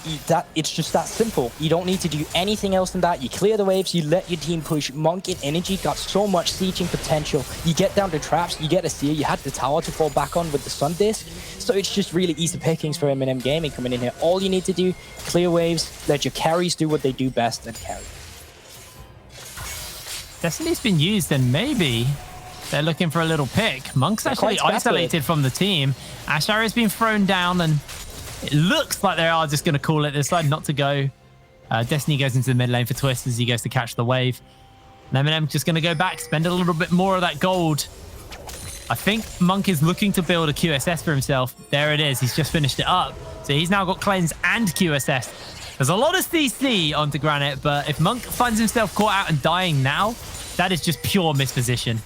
Yeah, and they just, they need to be able to CC him down to stop him from lifestealing back up with the incredible damage he displays in this Caitlyn too. So that just became so much harder. You kind of rely on Monk actually to make a mistake. Because as you just said, with the QSS, with the cleanse, very hard to get a pick onto him. He needs to be doing something incredibly wrong to going down. Now, with inhibitors down, super minions are of course storming into the base of Granit Gaming. Baron buff will be up in 1 minute. And right now it just goes to that MNM needs to set up this Baron. They take it and they just continue with that siege. You already got 2 open inhibitors. You only need to get rid of top lane turret. And you got great facilitations or agency for doing that with the composition you have. And crucially, look at where the inhibitors have fallen. They're bot lane and mid lane, which means they've got the bot lane waves pushing in. Kakan being caught out there, so I might have to hold that fort as Kakan actually going very low here to Wylez. They are going to be able to take down the turret, and Kakan's able to survive. He has a Guardian Angel, so he's not going to go too low. Twist getting chunked out. The Cannon Barrage will force him to flash away. Simon gets played back, and that's going to be the inhibitor falling. Hook goes a little bit wide, so does the Binding. MNM, they're just going to cool off now. They've got waves pushing in on every lane.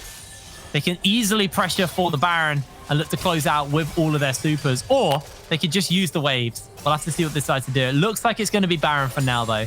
Yeah, I completely agree with that, Cole. You don't have to be doing anything. You got 2 inhibitors. You can see on the minimap already 2 supers storming out of every lane you got, and it should be easy setting up around this strike. Destiny, though, wanting to interfere. It's red. What is he doing? All right, well, they get Baron. I mean, there was no way they were going to contest that. If the Ash Arrow Monk uses the QSS for the moment, God's going to try and stun him up, but he just has the cleanse to use as well. Everything used onto Monk, and Monk able to survive it. Ace in the hole lands onto Twist. He's going to get chunked, and Aesthetic has the turbo boosters on. A double kill picked up for Monk as he looks to chase down onto the Fiora. Energy secures the kill. That's free for MNM. Script is going to get chased down. He's able to take down the barrels, but he is just running towards the supers. He is just running towards Doom, as MNM are just looking to close the jaws in. The barrels will connect this time. Script has to flash away, actually. His Energy has the soldiers and secures himself his second kill of this elongated fight. 37 minutes on the clock. And MNM, they're going to match point. Yeah, and this game was just way cleaner from MNM. There are not really any entrances for Granit Gaming to come back. Every now and then you did see a slip up from them, but Monk, 10, 0, and 7. That's Monk the will carry. great performance coming out of him. And yeah, you're right, Monk will carry.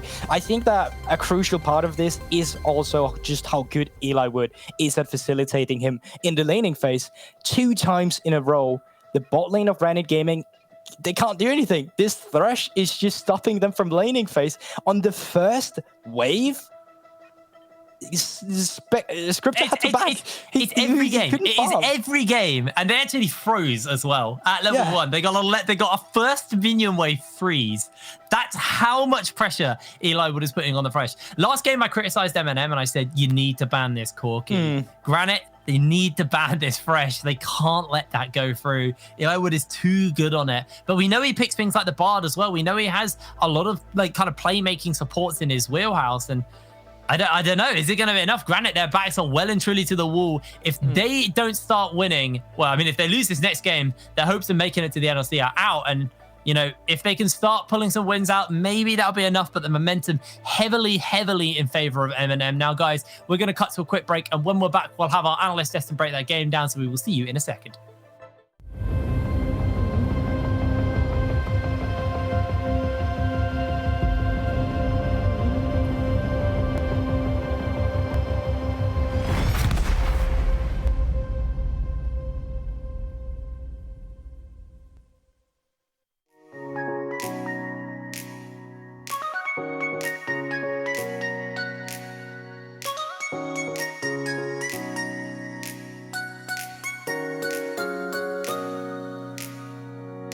I feel like I'm in a dream, 'cause nothing is as it seems.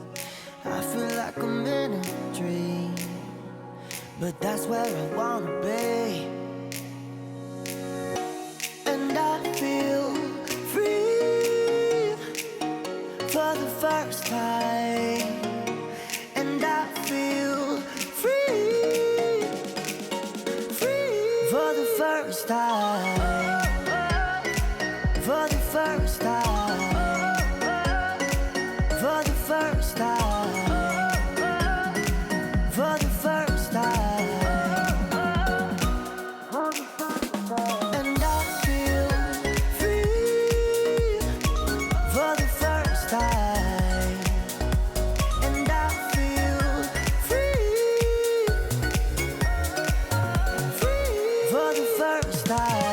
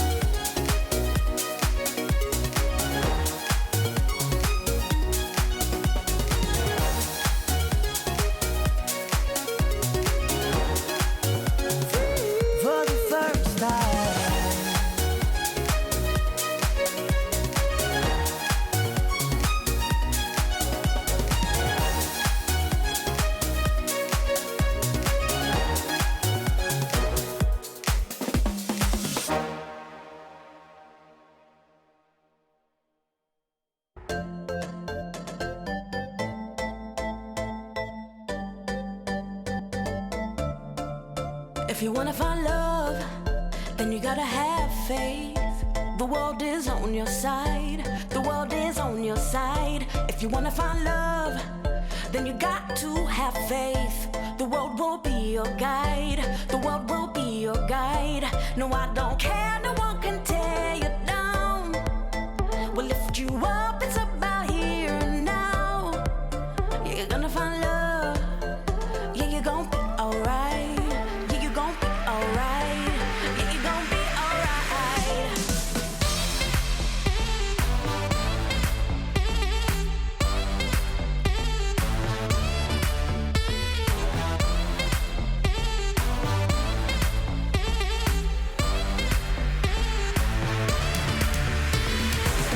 Love like Bonnie and Clyde. Love like right till we die. Down like thieves in the night. Love like Bonnie and Clyde. Love like right till we die. Down like thieves in the night. If you wanna find love, then you gotta have faith. The world is on your side. The world.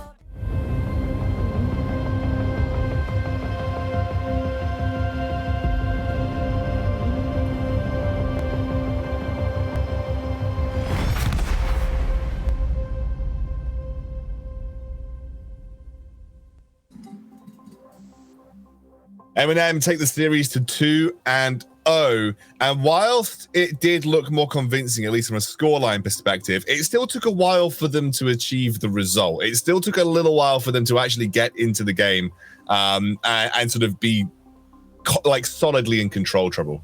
I think we touched a little bit on it on the draft phase where their engage wasn't necessarily reliable. They would have to play defensive. I mean, in all honesty, Granit looked like they had a lot of tools to engage, so playing defensive is not necessarily the hardest thing to do when you drafted the composition for it. But at the end of the day, when you're 10+K gold ahead and you can't siege, that is a problem because you're giving away a lot of resources running into the enemy's base. And there is the potential that this game will reach full items on both sides, especially since it almost reached 40 minutes. Yeah, it was definitely not at this sort of cleanliness you'd hope for or expect, especially given that MNM did pull ahead in a game that we felt like the late game was favored.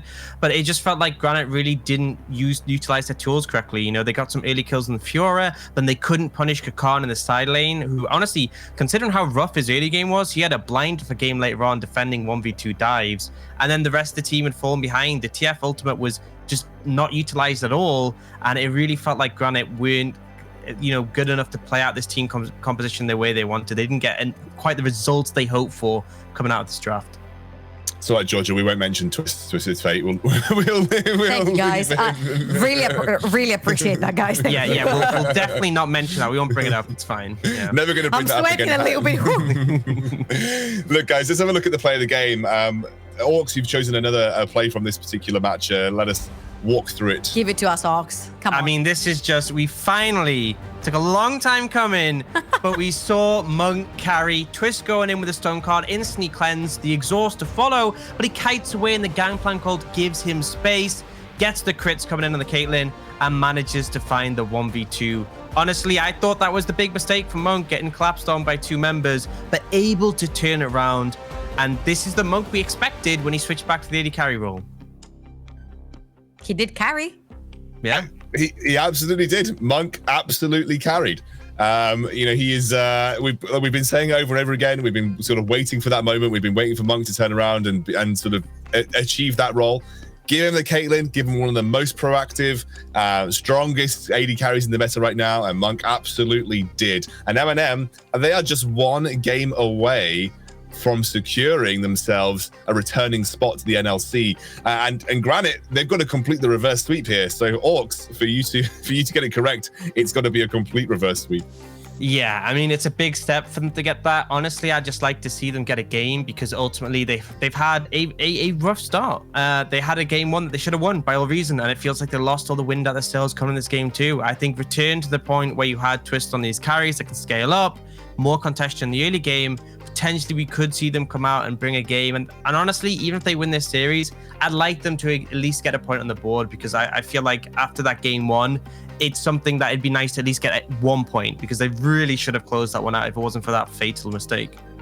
At the end of the day, even though I don't want to mention how Twist played on the Twisted Fate, I don't necessarily think we saw any proactive Twisted Fate ultimates. The only proactive one we saw was in the play of the game where he actually gets caught onto a 1v2 by Monk. And up to that point, we're talking 30 minutes into the game, there was not a single Destiny to try and proactively snowball a potential Fiora that could be a menace in the side lane. And I will agree with Dan. I want them to go back to comfort. You know, even though we're talking about chaos, if you're feeling comfortable under your champion, it shows, and Twist on the Corki, it showed. I know he has a Ziggs on the other hand, so I think comfort for these players will be key, but MNM will 3-0. Yeah, it's looking that way. Despite MNM not looking 100% convincing, they are looking better than Granit, and I think that's the key defining factor here. You just need to be better than your opposite number. Let's go to a quick break. Hey, it usually works. Let's go to a quick break. When we're back, third game of the day.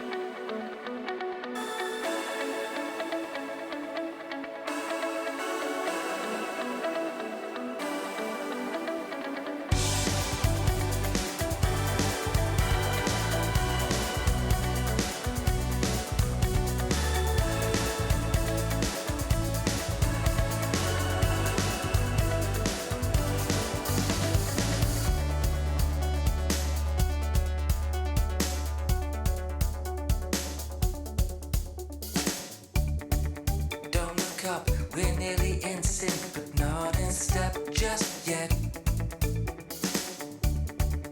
When you time that look, you know this can't be second best. It's all in the timing.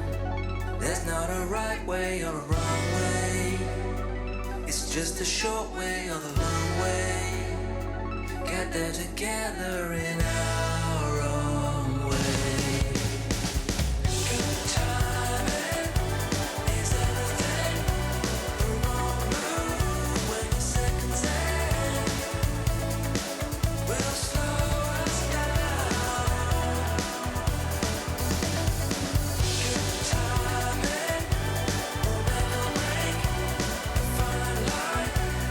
Choice or is it fate? Don't slow us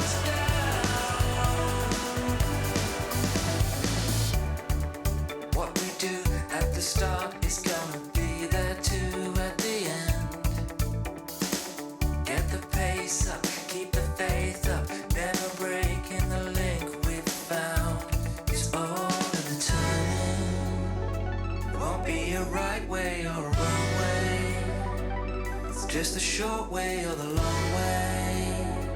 Get there together in our own way.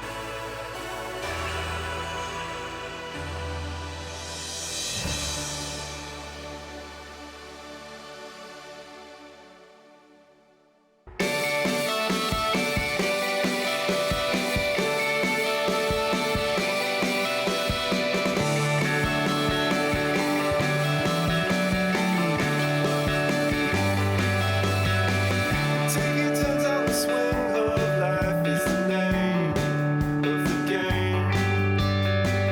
You can borrow anything you want, bring it back, stay on track.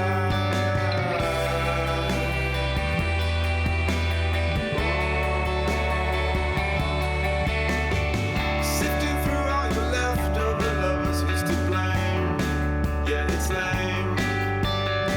Forever couldn't come fast enough was the truth. It's in our youth. We'll make up the rules as we go. Get the nerve up and start the show. Wow. Get up and go, get up and go, get up and go.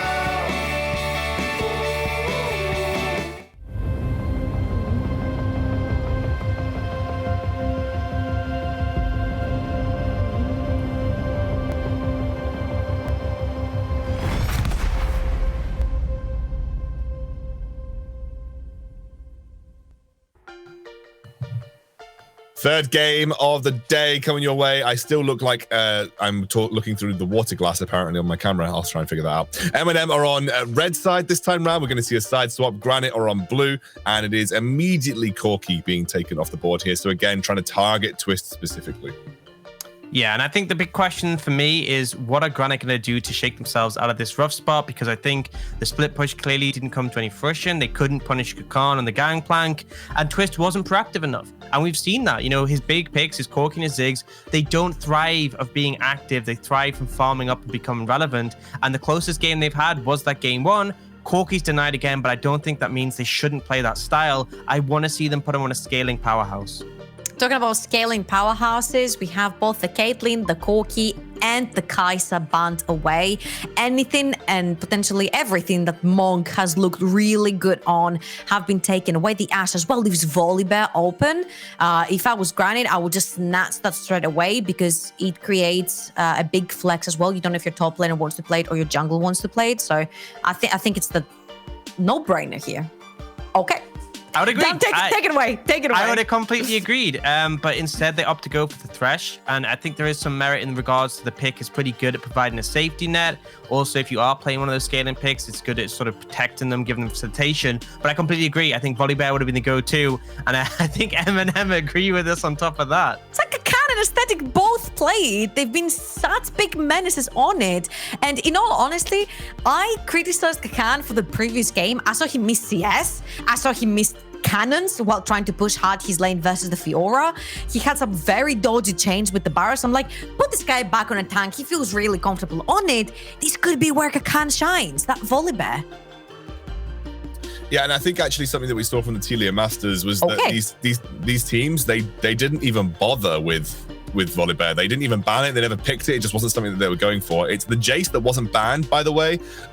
This is flexible for Granit. This is why it was banned so frequently against them in the Telia Masters and from the previous games. Yeah, I actually think this is interesting because the Thresh gives a safety net to the Karthus, allows them to play a very defensive lane because you have the ability to clear waves quickly. And on top of that, means you can play around your solo lanes because you have that global pressure. So I'm looking at the Jace. It's a flexible pick, a lot of pressure in either lane if you find a good matchup.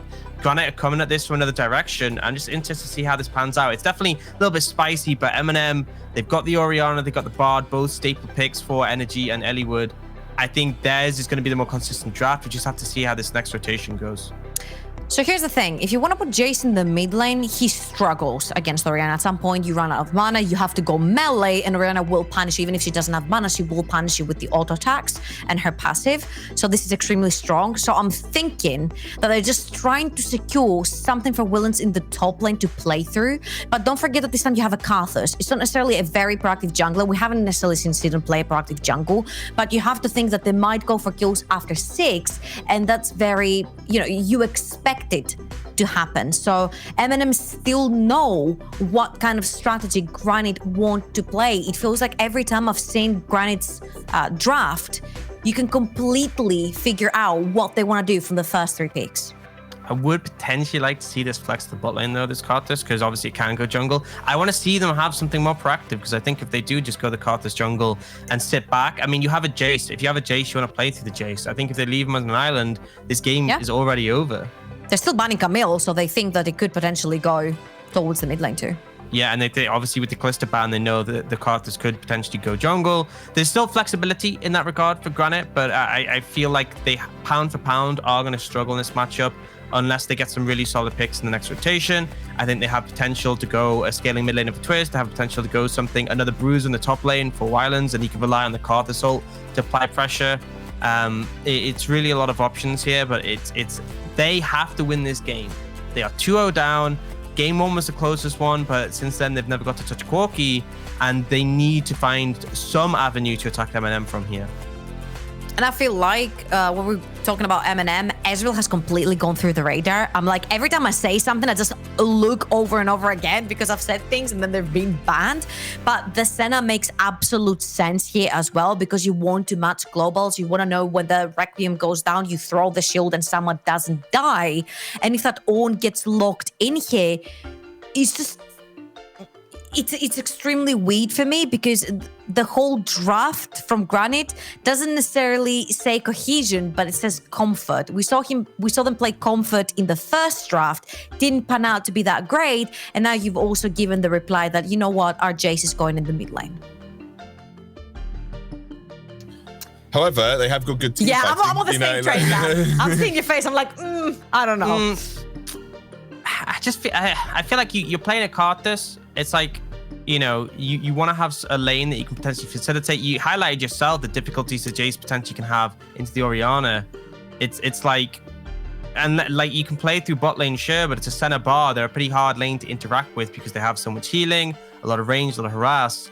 I do like the set. That is something they've got something I like. I do like the set, but ultimately, I'm not super convinced as of yet. We're going to have to see how it comes down to them playing it. But essentially, I want to see them try and utilize the early momentum of the Jace, utilize the Karthus ult when that comes available, and then just look to dive onto the likes of the Senna and Orianna later on. But I think MNM's composition seems easier to play and a lot more cohesive. And they've got some really solid comfort for them. I mean, energy on the Orianna, Kakarn on the Gangplank, and aesthetic on the Volibear. I think this is business as usual for MNM and a bit more for curveball from Granit. And I just want to see here a little bit of consistent damage coming through. The only consistent damage that I see is coming from the Karthus, and that's way later into the game when he has a lot of AP on him. The Jace will be able, sure, to poke, but after that, you're going to have to run in to do any proper damage and run into melee form. And all this range coming in from MNM, the Senna, the Orianna. And then if you try to go close, you've got a Gangplank creating distance for you and a Volibear in your face. And even though I'm usually a big advocate of picking set into Volibear, because the second Volibear dives in, you just dunk him back into his backline is just going to be scattered behind him. So there's no way they're just going to bunch up as 4 people because they just have too much range and they can play split fights. Very quickly, this is actually on mid. Confirmed that it's all mid. Before we go over to the casters, very briefly, does that change anything here? I think it's a better matchup because I think that the Jace can play more aggressively into the gangplank. You have the range advantage over him when trading into him, and the Ornn can just withstand the Orianna mid. It doesn't drastically change things, but I think at least it makes the lane matchups a little bit better. And potentially, if the Jace really gets the ball rolling, gangplank can be challenged. But we saw last game, Kakan, the Fiora got fed, and it just didn't mean anything. Really quickly, the only reason I don't particularly like the Ornn in the mid lane is because we talked about you leave or you die, but twists. Twists on the Ornn, he's not going to necessarily be able to do much damage. He's not going to necessarily be able to carry too much. He's just going to get a couple of knockups there, and that is about it. It's up to his team. So can Granit step up to the expectations? Can they carry without twists? I think this is literally the final showing here. Yeah, it's complete change up, and you mentioned it. I'm glad you did. This is not a twist pick. Like, this is not I'm going to carry solo like we've seen from them in the Telia Masters. Look, we'll have to see how it pans out. Gulborg and Hitbrain ready to take us to our third game of the day. Gold Rain is back, baby. We're getting ready to go into game number 3 of this series. MNM 1 win away from remaining in the NLC. And Granit, if they are going to pull this out of the bag, it has to be a reverse sweep now. We're into game for game number 3. Granit, they have to make this work. But I actually really agree with Trouble sentiment on twists. He is the one who has hard carried them through all of their wins. When Granit have looked good, it's when Twisters look good. He is on the Ornn. Can he carry on the Ornn? It's like, it's not only that, the journey that a team has gone through to get to the NLC relegations, of course I'm speaking from the perspective of Granit Gaming here, they had to play an open qualifier from Telia the Telia Sweden. They had to play the Telia Sweden and get top 2, and that alone is also almost to 2 months. You get 1 week or 2 weeks to play Telia Masters, they get finals there, and this is like their whole split. Almost like what players dedicate half a year to of the season for Granit Gaming here. And they need to net the win because obviously it's match point for MNM Gaming.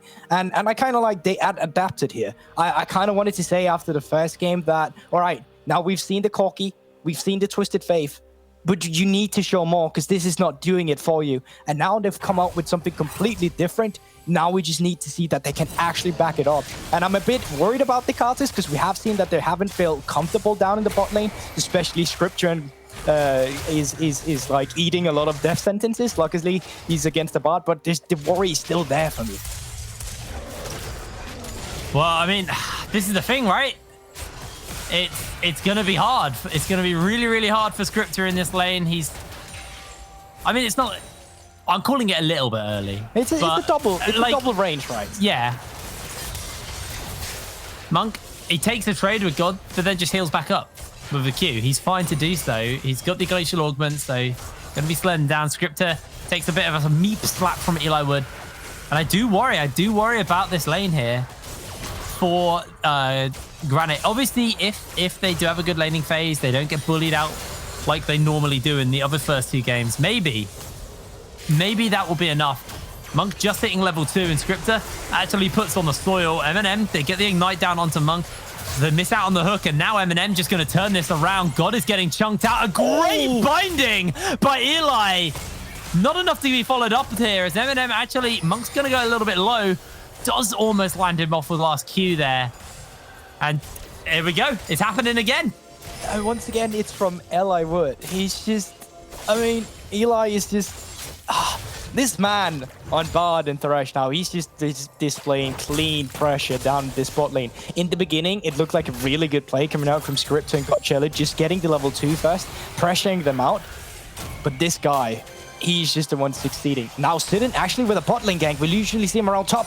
Yeah, Monk actually just going to try and look to turn this around, but he takes the death sentence. He takes the face breaker. First blood goes for Kakan in the top lane as he's able to secure it, saving Monk from getting first blooded. And the kill in the bot lane actually went to Sidon as well, so Scriptor not going to be picking up that early lead. And that's the thing. You want to just completely steroid this Cartus. You want to get him the lead. You want him to scale as fast as possible and be a threat on the map and global side of the team composition with his Requiem. But as you said, jungler picking it up. slowing it down a bit, and with Eli Wood's pressure, he's actually able to maintain the wave for Monk to get back. So other than dying, he didn't lose as much as he could have in the end. Now, Aesthetic here does still have flash, Wylens doesn't, so he can just flash over the wall in a bit. Oh, no. He's placed the wall down.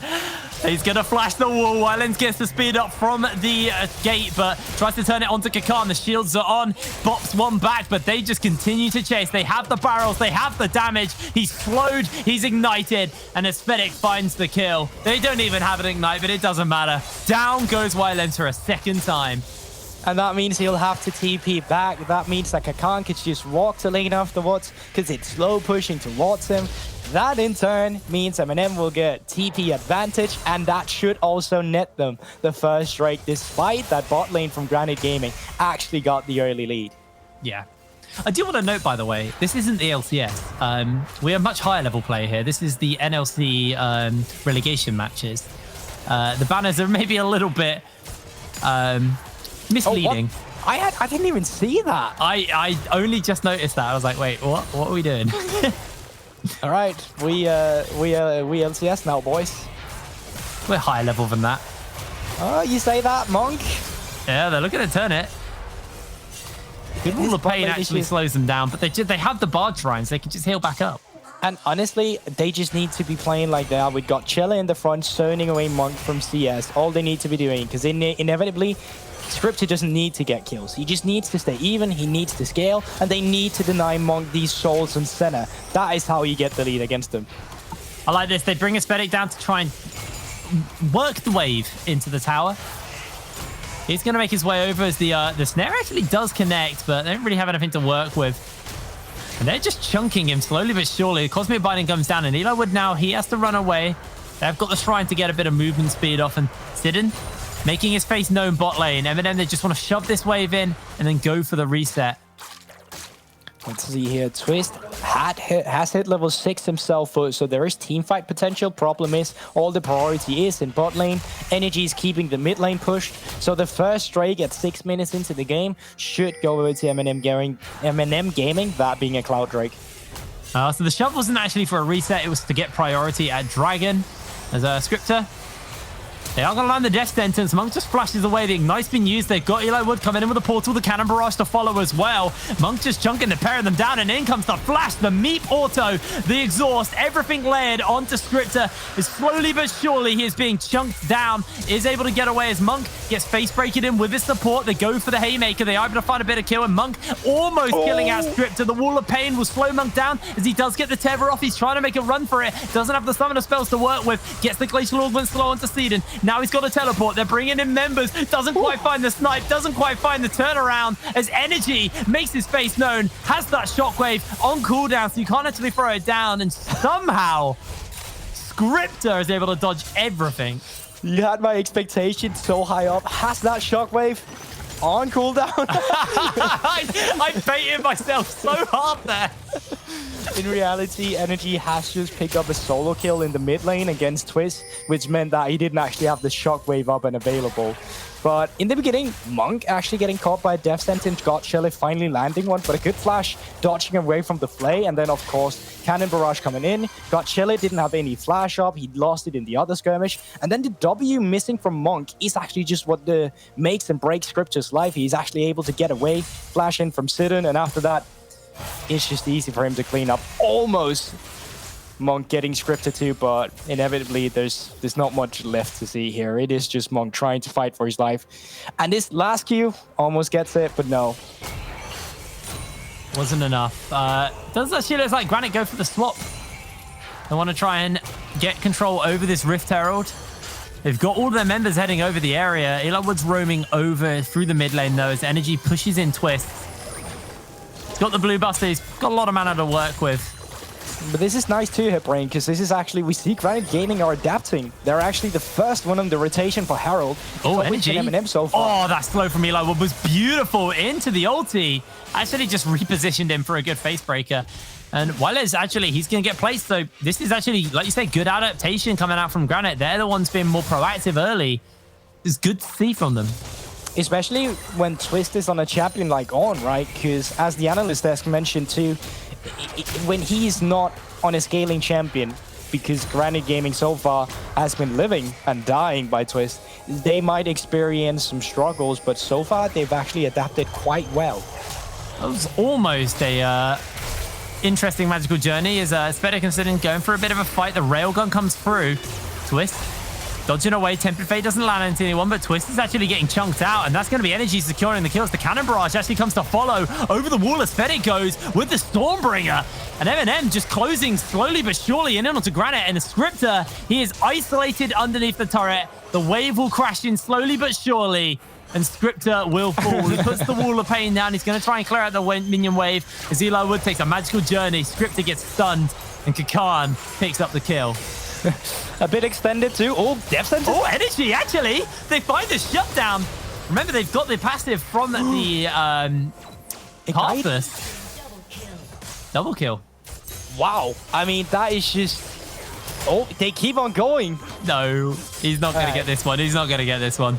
I had that moment where I could have done like Orcs play-by-play casting, like, doop, the Death Sentence comes in, and then, right. Well, you kind of got Monk, I guess.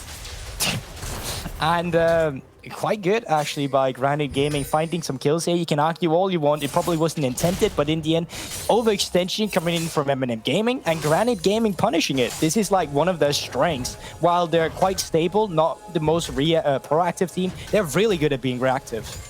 Yeah, absolutely. They've been really, really good on that front. Monk's having a pretty rough game as well. 1 and 3 on the... Center, not really had the most stellar performance from him. We had a really, really good game too, where he pretty much put the game on his back, and it looks like it maybe broke his back a little bit there. Well, he's called Monk Will Carry, not Monk Will Carry twice. So you know, it's been there. Now Monk has carried, and you know, it's up to someone else. Might be Kakar's game this time. He's 3-0 on the Gangplank, where he was 0-3 last time on the Gangplank. Well, going into this, 40 seconds till the Ocean, Drake, and as you said, it's not because Monk has huge pressure on this center here. There might be team fighting potential with the set, with the Kartis, and obviously with the On coming into this Drake. But it seems like they're just going towards top lane and getting pressure there instead. I'm curious to see what the build from Kakan's going to be, if he goes to that Death Dance again in this build, or if he wants to go for the Essence Reaver, kind of the more crit-orientated build, considering how far ahead he is. So we'll have to see what he decides to go for his itemization. He's just got that longsword for the moment, so not really revealing too much to us. He's just going to get 1v1 by Wireless. They bring in everybody up. Kakan, bot back. He's trying to put the barrels down. He's going to get interrupted by the suplex. Pulled in by the face breaker, healing up a little bit, but throws out the cannon barrage. And Kakan, 1 versus 3, turns it. I mean, the fact he gets that kill is just unreal. I was actually about to compliment Granit Gaming, because what most teams do when they don't feel like they can fight the Drake, they'll do it anyway, and they'll just lose. But what Granit Gaming is doing is that, okay, we concede this Drake, we'll find a lead elsewhere on the map, we'll try to get a pick onto Kakan, and then we'll fight for the next Drake. But Kakan, just a beast trading it back in a 1-3 situation. And now, I feel like I've seen Scripter in this situation before. They can turn the tower off. They've got the Stormbringer. It's going to get thrown down, forcing the teleport out as the rest of the team are collapsing in.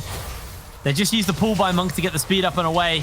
Dodging out on the Empowered Shock Blast as well. As actually flashes in forward. Can just find himself in for a little bit of hurt here. They have that Railgun and the Shockwave. It lands onto Scripter. Facebreaker, Railgun gets thrown down. Scripter very low HP. Eli Wood, the Tempered Fate is available. He can throw it as Monk gets the snipe off into the backline. It's a magical journey coming out from Eli Wood. Misses out on the Cosmic Binding. And MNM find their one, and they walk away. And finally, Monk shining a bit in this game. He finally found that little snipe with the Q. He's been trying so much in the laning phase to get it off, but he actually gets it now. Oh, choice. A little bit of poke here, but once again, it's actually a good engage from Aesthetic in the beginning. Didn't really... Oh my god. That damage from the... You know what? Do you think they're fighting? Should I go on with the analysis? No, you go for it. I'll just fly in. We'll see. We'll see. Hold it. I'll give them 3 seconds. 1, 2, no, he's 3. All right. So, actually pretty good use of the Volleyball Ultimate. As soon as they saw the teleports coming in, they actually backed out. They started kiting it instead. That's just way better, actually getting the lead. And then again, Monk obviously with a great start and great movement. Sorry, but... I mean... they don't want to... They literally don't want to let you talk. Every time you try to deep dive into something, action breaks out, and MNM... Right, Magical Journey. No one's going to take it. It should just be this tower getting chunked out and probably going down, to be honest. Most of the time, you would see a reset coming through. All right, we got the kill. We can reset now, get the wave, get back. But Granit Gaming determined to try and save this turret, and MNM Gaming determined not to back down. So that bot lane skirmish went on for a little minute or so. But in the end, they do get some plating out of it. So, you know, inevitably, it was worth MNM Gaming. And I mean, we're starting to see the first items come in from every champion. Now, Twist actually opting for the Sunfire Cape in the beginning, which makes sense how he got solo killed. Now, he had no magic resistance in his kit. He went for the magical footwear, so he's not able to go for the not Berserker Greaves, but Mercury Treads either. So that makes sense why it's been so easy for Energy to get the lead as he got. But now, obviously, Energy picked up the Luden's Echo himself. He's going to be really dangerous in these next 5. Next objective should be second hit, Rift Herald 2, seeing as there's 2 minutes on the next strike. Yeah, they actually found the Rift Herald in the top lane. Monk, realistically, not the best person to actually deal with a Rift Herald. And he's going to bring up a couple of members. Aesthetic's making his way over. They put the Wall of Pain down, but now Scriptor could just be in for a little bit of hurt. They don't even mind about the charge. They'll deal with that in a second. Scriptor has to die first. Monk find the kill. Monk find the kill. As Orc said the other day, sometimes it just comes out like I'm a Neanderthal. Monk find kill. I don't know what's wrong. My brain is just melting slowly under this ring light already. And I mean, I know we're joking around and everything, but this is a rather important game. MNM obviously fighting to stay in NLC, and Granit Gaming fighting for that promotion spot. And it's not looking good for them. MNM has just adapted very well from the first game, which obviously should have gone to Granit Gaming's favor. But after that, it's just MNM Gaming really just being proactive and not stopping. Got the 2 first strikes, got the turrets, got the rotations all over the map. And the scaling that should come through from Granit Gaming is just not helping them stay in the mid game. They need more time to spike with their items before they can strike back. Yeah, it feels to me a lot like the momentum has been a big thing in this series. Is Energy? That's unlucky, buddy. You know, Granit had a great start in the first game. They really were challenging MNM, and it just hasn't looked like that since game 1. Since MNM turned it around, it feels like just their mental from MNM to be able to find that round, the kind of massive confidence boost it gets from winning a game that went that close. And MNM, they've just come online since kind of halfway through, maybe 3/4 of the way through the first game. It just feels like MNM have been the stronger team. But I also see like there's a mental aspect of it for Granit Gaming, because they got all that comfort in the first game. And if you're not able to pull through in a game where you get all your comfort, literally everything you want, and you lose that game, you start to feel nervous. You start to feel like, did we do something? Is there something wrong with us? Like, we got every pick we wanted. But it's up to the players to overcome this. You see MNM Gaming now lining up for the 3rd dragon, so Soul Point after this one if they get it. Actually look like GG wants to fight it. Yeah, looks like they do want to go for it. Remember, this would be the 3rd one, like you said. Put them on that Soul Point, which means you have to fight every dragon. So it is actually setting up to potentially jump onto Monk. Aesthetic is slowly closing in, and now Monk finds himself caught out. Can he survive? Goes into the puddle, gets pressed under the wall. Here comes the cannon barrage. Great ulti will actually catch out Wireless as the railgun's fired out and the Stormbringer gets thrown down. The Call of the Forge God is going to get thrown out as they find a knock-up onto a couple of members. Kakan able to tank out Twist for the moment, and Twist is just slowly but surely being cut through as Energy will be able to secure the kill. MNM turn the play back on its head, finding themselves 2, and they will answer out with their 3rd dragon. The spikes, they're just not there for them. If anything, Granit Gaming should just forfeit this objective, say, okay, we'll trade for the Rift Herald. We know it's not ideal, but, you know, just losing the fight because you're so far behind and not being able to get anything returned is not the way you make your way back into the game. You need to be able to take something on the other half of the map, and they're just not capable of doing that right now. And that puts MNM in a comfortable spot with that Soul Point coming through. All right, well, we take stock of the fight once again. Let's have a little look at the dive on to Monk. Actually, thought he was in. So, what is it you call that center ability? I call it the Railgun. It's Dawning Shadows, I think, is the real. It is the real one. Okay, I was just like, what's a railgun? Because it's like a big railgun, isn't it? is it? A railgun? Is that like a gun like can shoot multiple rounds? Like just... No, a railgun is actually, they don't exist. It's a fantasy gun. And it shoots one massive high concentrate energy beam effectively. Are you talking ray gun from Call of Duty? Not a ray gun. It's called a rail gun. All right. I honestly, the last Call of Duty I played was Call of Duty 3. So there definitely wasn't one of those in Call of Duty 3. Oh, like, it could exist in Call of Duty. It's not normally the kind of thing that someone holds. It's normally something mounted on like a tank. So you or if you play Warhammer, Tau use them quite a lot. Okay. I was just going to say, so you've never played zombie in Call of Duty? No, I've never played zombies in Call of Duty. That is just an experience you missed out on. But let's go back to the game instead. I'm rather disappointed in you. Kyoko not playing zombies in Call of Duty. Like, what are you on about? I was playing Horde in Gears of War. That's what I was doing. Yeah, I guess Gears of War is a nice game too. That's fine. All right, a little fight over the blue buff now. They look to commit to it. Oh, Twist missed the knockup. Eli Wood actually finds himself the stun. Energy is just going to follow up with a shockwave as he finds the kill. Nice and easy. Aesthetic throws down the ultimate. Tempered Fate lands onto the blue buff, so nobody gets it. And Twist is just going to be forced to flash away. MNM are rewarded with a kill and a blue buff. And you know, that whole fight started off the skirmish. After they had taken the Drake, MNM Gaming was able to reset, get over, take that Herald, which could have been Granit Gaming, but wasn't. And then after that, Granit Gaming just decided to stick around. They thought energy was overextended. A great flash is able to put them in a good position when Wyland's TP's in, and then he's just overextended. Eli Wood with a good position, and now Herald being spawned, second mid-turret should fall here too. Easy pick up. They may even look for a second charge as the Herald has got his back turned to GG. They are going to take down the Herald before he gets his second charge off onto this mid lane turret, so that's not too much of a problem. MNM in control right now. This is just clean stuff from them. Monk had a very rough start to the game, but Kakan, you know, it was his turn to have fun. It was his turn to get jungle help. And my worries now is that last game, when Granit Gaming was in the same exact position, at least they had a Fett Fiora. Now the only Fett member on their team, it's either Gotchella if you can't count him in, or it's your jungler Incident. And on this set, he's just not able to do enough to get into the carries. You look at energy, he's got 4 and 1, just invested into a Magi 7 stacks. I'm only confident that it's gonna raise in numbers too. So this is not looking good for Granit Gaming. With only 1 minute and 40 seconds before Soul Point, or just Soul in general for MNM Gaming, they need to find this spike soon, or else it's going to be high at finding a footing back into the game.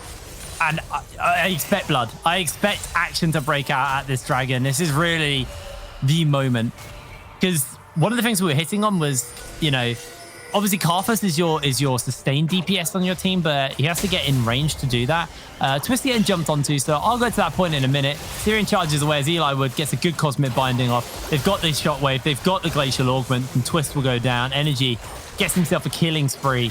And now, with your kind of hard engage, get dead 1 minute before Dragon, MNM, they can move over, they can get control of the area as God actually gets himself caught out by a fantastic Tempered Fate. Cosmic Binding actually goes a little bit wide as Monk looks to chase on for a different kill. Getting chunked out a little bit as he takes the Shock Blast and now has to run back towards his team. At the end of another member of Granit as the Fresh goes down. And this is just so easy for MNM Gaming now to set up vision around the Drake. I understand that Twist actually thought he could be up there. Most of the time, MNM Gaming probably just would have put vision around the Drake, set up for that instead. But all the vision control, as you can see, is at the red side. But at the same time... Oh, no. Sidon actually has to jump away. Is able to survive. Eli Wood drifts towards the bot lane. Gets turned onto, but gets the Cosmic Bind. And Kakan chains the barrels, throws down a cannon barrage, and Wylez will be falling today. Kakan secures the kill. Scripter can't get close enough. And this will be Soul going to MNM as Kakan survives. Yeah, I mean, you've only got the Rod of the Ages, you've got the Oblivion Orb, but other than that, you don't even have the components for an Archangel. And that just means that that stacking, that late game cartage you're looking for, it's so far away. And honestly, I doubt they will ever get to the point where it will be viable. At this point, with all the control MNM has around the map, they can just come in and easy clean up the vision control around the Baron, set up for it. Kakan is 5-1. Let him split push. He's got TP, and then just put the final nail in the coffin. MNM is making their way back into the NLC with this third game. It has been a rough season for MNM, but finally having some success. Maybe not where they wanted. They were very close to making playoffs, remember? Incredibly close. If it wasn't for, you know, Barrage finding a win here and there, the Dusty picking up, you know, a couple of wins, they could have potentially made it, but unfortunately for them, they were unable to do so. But getting a 3-0 has got to be a massive confidence boost for the org. Completely. Keeping themselves in the NLC. It's also just like it gives you that moment of what if? What if these changes had come in earlier from MNM? Would we have been able to see them form into a strong playoff team? Instead, we don't know. We're just going to see them go out at Sidon once again. Yeah, Sidon throws out the Haymaker shield, but I don't think he's got anywhere to go. Lantern, a little bit too far for him as Twist now. He's the one getting turned onto. They are just going to step away. MNM finding their kill and stepping away. They've got the jungler. They can look to try and pressure onto Baron. Kakan set it up into Wireless. Comes in with a barrel. Is it timed out? No, it didn't. He missed it. Don't worry. Kakan. Yeah, well, Kakan, that was sad. You know, we'll tell him it timed out. Timed out. That's what happened. He didn't miss that call. Oh. And with that, they're trying to punish him for being overextended while MNM grab Baron. Kakan's gonna be okay with this. I mean, maybe he's not gonna be okay with this because he loses Baron, he's got Cannon Barrage. He's actually going to do a lot here. He's got the Railgun shield. Wireless is going pretty low. Kakan flashes out. Gets himself the 1v4 kill. Can he keep this going? Trying to dodge away on Scripter. It's still alive. Finally shut down by Scripter. But Kakan, 1 versus 4, buys time for his team. Eli Wood's actually closing in. They've got the portal. They've got the chase. Scripter flashes away from the Tempered Fate. And Monk is closing in at the back. This is a 2 versus 2. They're going to try and teleport him out as Eli Wood has that Cosmic Binding. Can he interrupt it? He's not going to be in time. Scripter's out. And honestly, MNM Gaming know how far ahead they are right now. The fact that Monk and Eli Wood are just chasing for kills rather than pushing in the mid lane just shows you how comfortable they are at this spot. Oh. Ooh, unlucky. Very unlucky. He gets some wolves instead, you know, just out farming his own camps. You got to reset that every now and then. Energy. This is maybe a little bit over eager. He doesn't have that shockwave. The Wall of Pain comes in, tries to get back towards Aesthetic, has got a shield to work with for the moment. Energy still alive, and Aesthetic slows everybody down with the Sky Splitter. And Granit forced to flash out from Energy, but Kakan's flanking underneath a tower inside the base. Now it's just going to run back towards the tower to safety. Steps out, and Granit's health bars are low. It feels like MNM are playing with their food a little bit here. It really does. Like, Kakan just TPing into enemies only to run out again just shows you that they know where they're at. It's like, I think the goal graph even will be brought up. You can just look how far ahead it's gone. It's just been a steady hill climbing up with the gold lead of MNM. Illiwood maybe into the spelling a little bit there, but the Cannon Barrage comes down. God's going to get taken out as Monk finds himself a killing spree.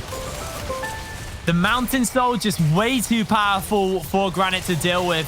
And now MNM are looking to close this out as Monk fires a railgun to celebrate MNM holding their spot here in the NLC. They will not be getting relegated today, but at Monk, he's going to end his season how he started it, by dying as Energy finds a double kill, and MNM are just going to look to try and crack open the last turret. Scripter, the only one standing, as Energy finds himself a triple kill. The turrets are going to go down. The journey has not been magical for MNM, but they keep their hopes alive as they take down the Nexus. 27 minutes on the clock, and MNM remain in the NLC. And congratulations to MNM. Finally, kind of salvation run for them throughout the second round robin and now in the relegation, making obviously their way back into the NLC. And Honestly, I thought it was just doomed. As soon as I saw them with Monk mid and how everything collapsed, I was sure this org was just going to get relegated and there is no spot from them left. But honestly, they made it through, and you got to give them that. They made the right choices in substitutions. They got Monk back in AD carry, well, it was just better. But at the same time, it also shows that teams coming up from Telia Masters need to display more than comfort. You need to have that extra X factor that will make you capable of fighting the NLC teams, because as of right now, there is a gap between the two divisions. Yeah, I think that's fair to say, but I also kind of want to highlight that I think this MNM isn't a relegations MNM. I think this is potentially could have been a playoffs MNM. Let's be real here. It was, there was a lot of changes that happened, but a little bit too late in the season for MNM, and I feel like had this not been MNM here in relegations and maybe a different team, there could have been a tighter game for Granit. There could have been even them potentially promoting. It was a very, very tough opponent for them to take. MNM were the better of the two teams in relegation, and Granit were second, so they were always going to be in a bit of a more of an uphill battle. But there was life from this team. I do want to highlight that. Twists, Corky, very good, but like you said, incredible. Move away from comfort, expand that talent, because there is a lot of they're very much Granit. There are a diamond in the rough right now. There's a lot of individual talent there. There's players who I was incredibly sold on. Twists, obviously from game 1, his Corky was stellar. Wile's on the Fiora in game 2. I think there were some good moves from Sidon as well. The bot lane, sure, there were issues, but they are playing into Monk and Eliwood, who are a formidable bot lane. So, there were moments for all of these players, and I think, it's a matter of taking a step back and hopefully making it into the Telia Masters for next year. Next year. We're going on to next year, and kind of improving upon that core. But they've got, because there is a good core there for Granit. I think that's fair to say. For sure. But MNM, they hold their spot 3-0. They got to be feeling great about that. They'll not be going down into the UKLC today. They will be remaining in the NLC. Now, guys, we do have Cacao actually standing by for an interview after a break with our desk. So we will see you in a second.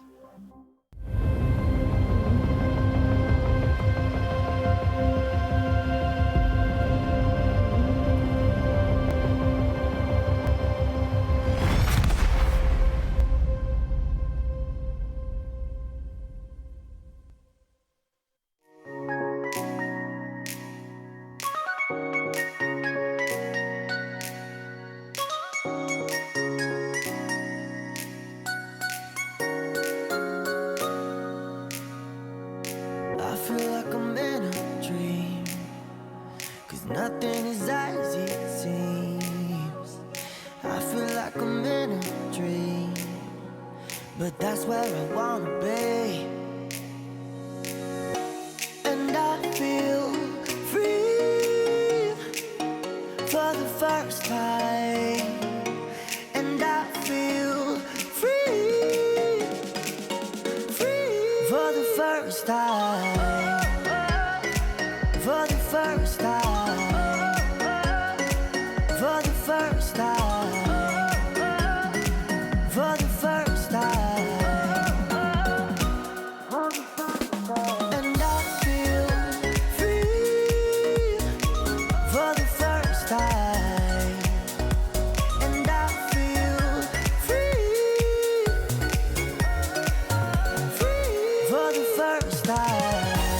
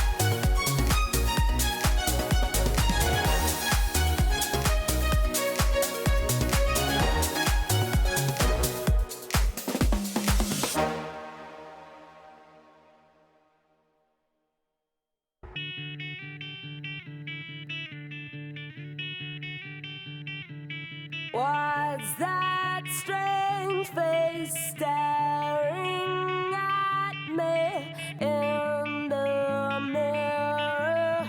In the mirror, what's this strange change of season coming over, coming over?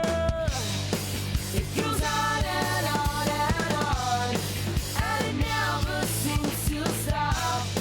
It goes on and on and on. What do I need? What do I need? I need to make it happen. To make it happen. Oh man, it ain't that easy, easy. What do I need? I need to make it happen. To make it happen.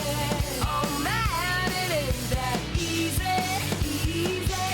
It ain't that easy.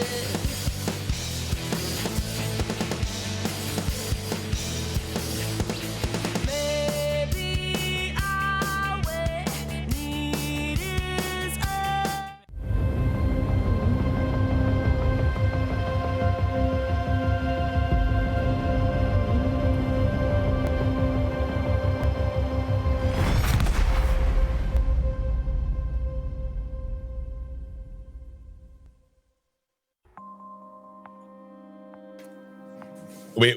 We are just interrupting this brief moment of pause to allow Trouble to get back into the scene. I think she's going to be here soon.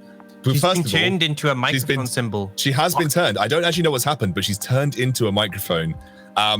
Regardless, we'll get our wizards on turning her back from a microphone back into Trouble. But there we go. nonetheless, there we go. Oh, thank you, wizards behind the scene. Look, let's congratulate MNM. MNM 3-0'd this series. They're going to find themselves back in the NLC. Obviously, a huge weight off their shoulders here as well. And that last game, it felt like they got better from game to game to game. And that last game was very solid from Eminem.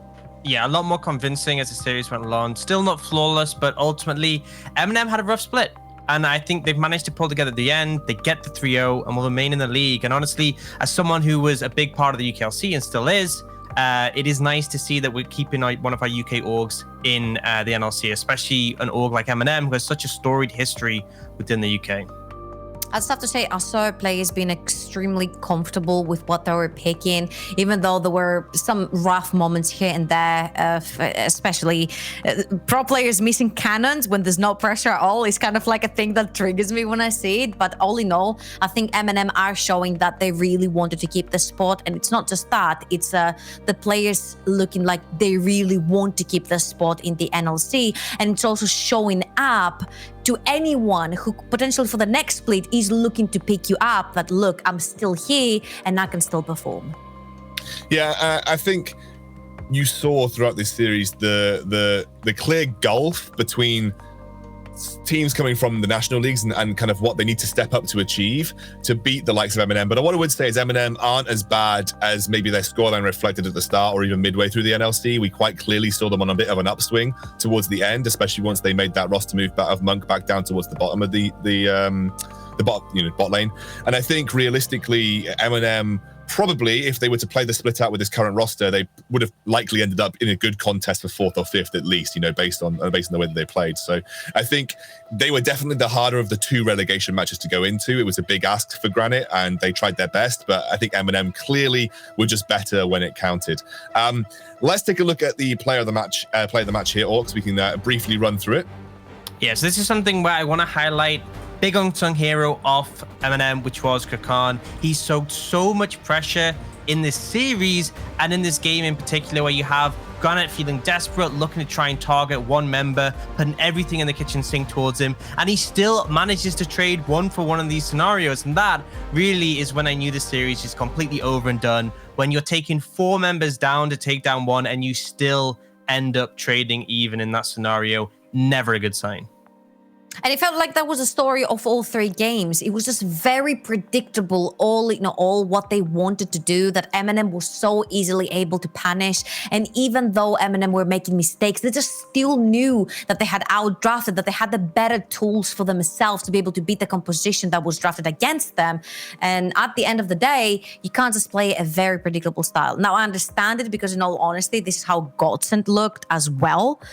Same as Granit at the start of the split. And then they were completely different team at the end. So with some practice, everything's possible. I think Granit had clear strengths and weaknesses coming into this. They played their style that got them here. I do not blame them for continuing to try and play the style that got them to this position in the first place. But I do think there were clear weaknesses that you illustrated, both of you illustrated at the start of the day, in the style that they play. And MNM are a type of team that is capable of taking advantage of that. And they're a team that is also, with the type of players that they've got, you get to a similar late game position. They're very good in those team fight situations. You know, that's kind of one of MNM's strengths, and they were able to take them on. Look, I actually have a special interview. I've actually got an interview with the manager of MNM. So I'm here with Cal. Cal, can you hear me, Cal? Hello. How do you do? Hi, nice to speak to you. I haven't spoken to you in a good few years, so I'm hoping you're keeping well. First of all, congratulations. Obviously, massive win for you. I'm sure there was a lot on the line for you as an organization, but also for your players. So firstly, from your perspective, and maybe if you could give a little insight to how the players are feeling if you've spoken to them, what does it feel like now to have got this win in a convincing fashion after the split that you had? I mean, obviously, at the start of the split, we had a pretty rocky beginning, or I guess towards the end of like the first half of the split as well, we were kind of finding our feet. So it was a bit of a worry going into relegation, because we thought, well, if we do make it into relegations, you know, how are we gonna do?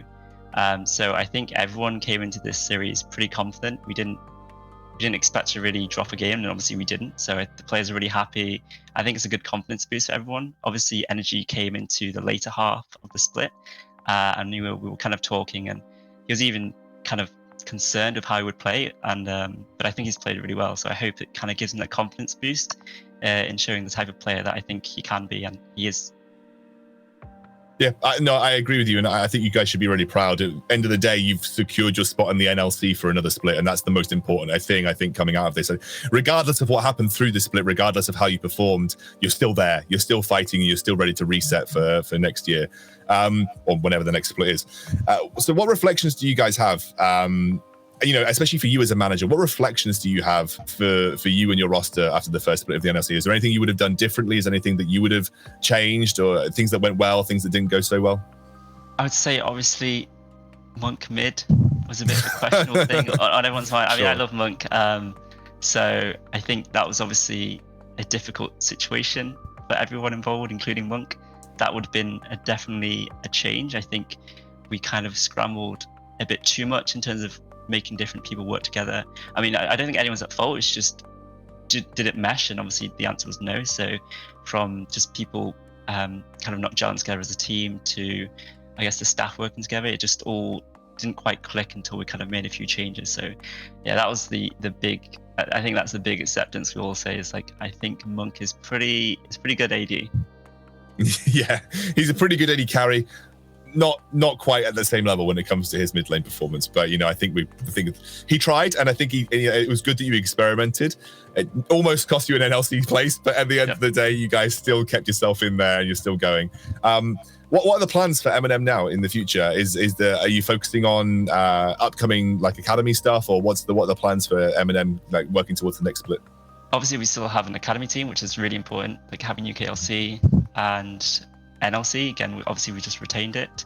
So I'd say the next big plan is how we can help players more. Last year we did a lot of like boot camps with the team in London at the gaming sphere. And so obviously it's been a bit difficult to do that this year. So next year we'll kind of see how can we help people and players and kind of push them to that next level. Well, I hope to see you guys come back fighting and have a strong split next time round. You guys definitely deserve it. I know everybody behind the scenes of MNM is so passionate, especially none more so than yourself, Cal. I've known you for years, and you've been on the grindstone with MNM for many years. So I'm glad that you're still here. You're still at the top tier, and I'm also glad to see another British squad still retaining their spot on the NLC. Can't have the Danes and the Swedes take over everything, mate. Otherwise, we'll be out. Yeah, hopefully we're making Britain proud. You know, like no. It's my hope. Gulborg is slowly rubbing his hands behind the scenes, saying, "Yeah, go. I'm just going to make it an entire Scandinavian league." But look, anyway, really nice to chat. Really nice to chat to you, mate, and hopefully get to see you soon. All right, thank you very much, and thank you to everyone at NLC.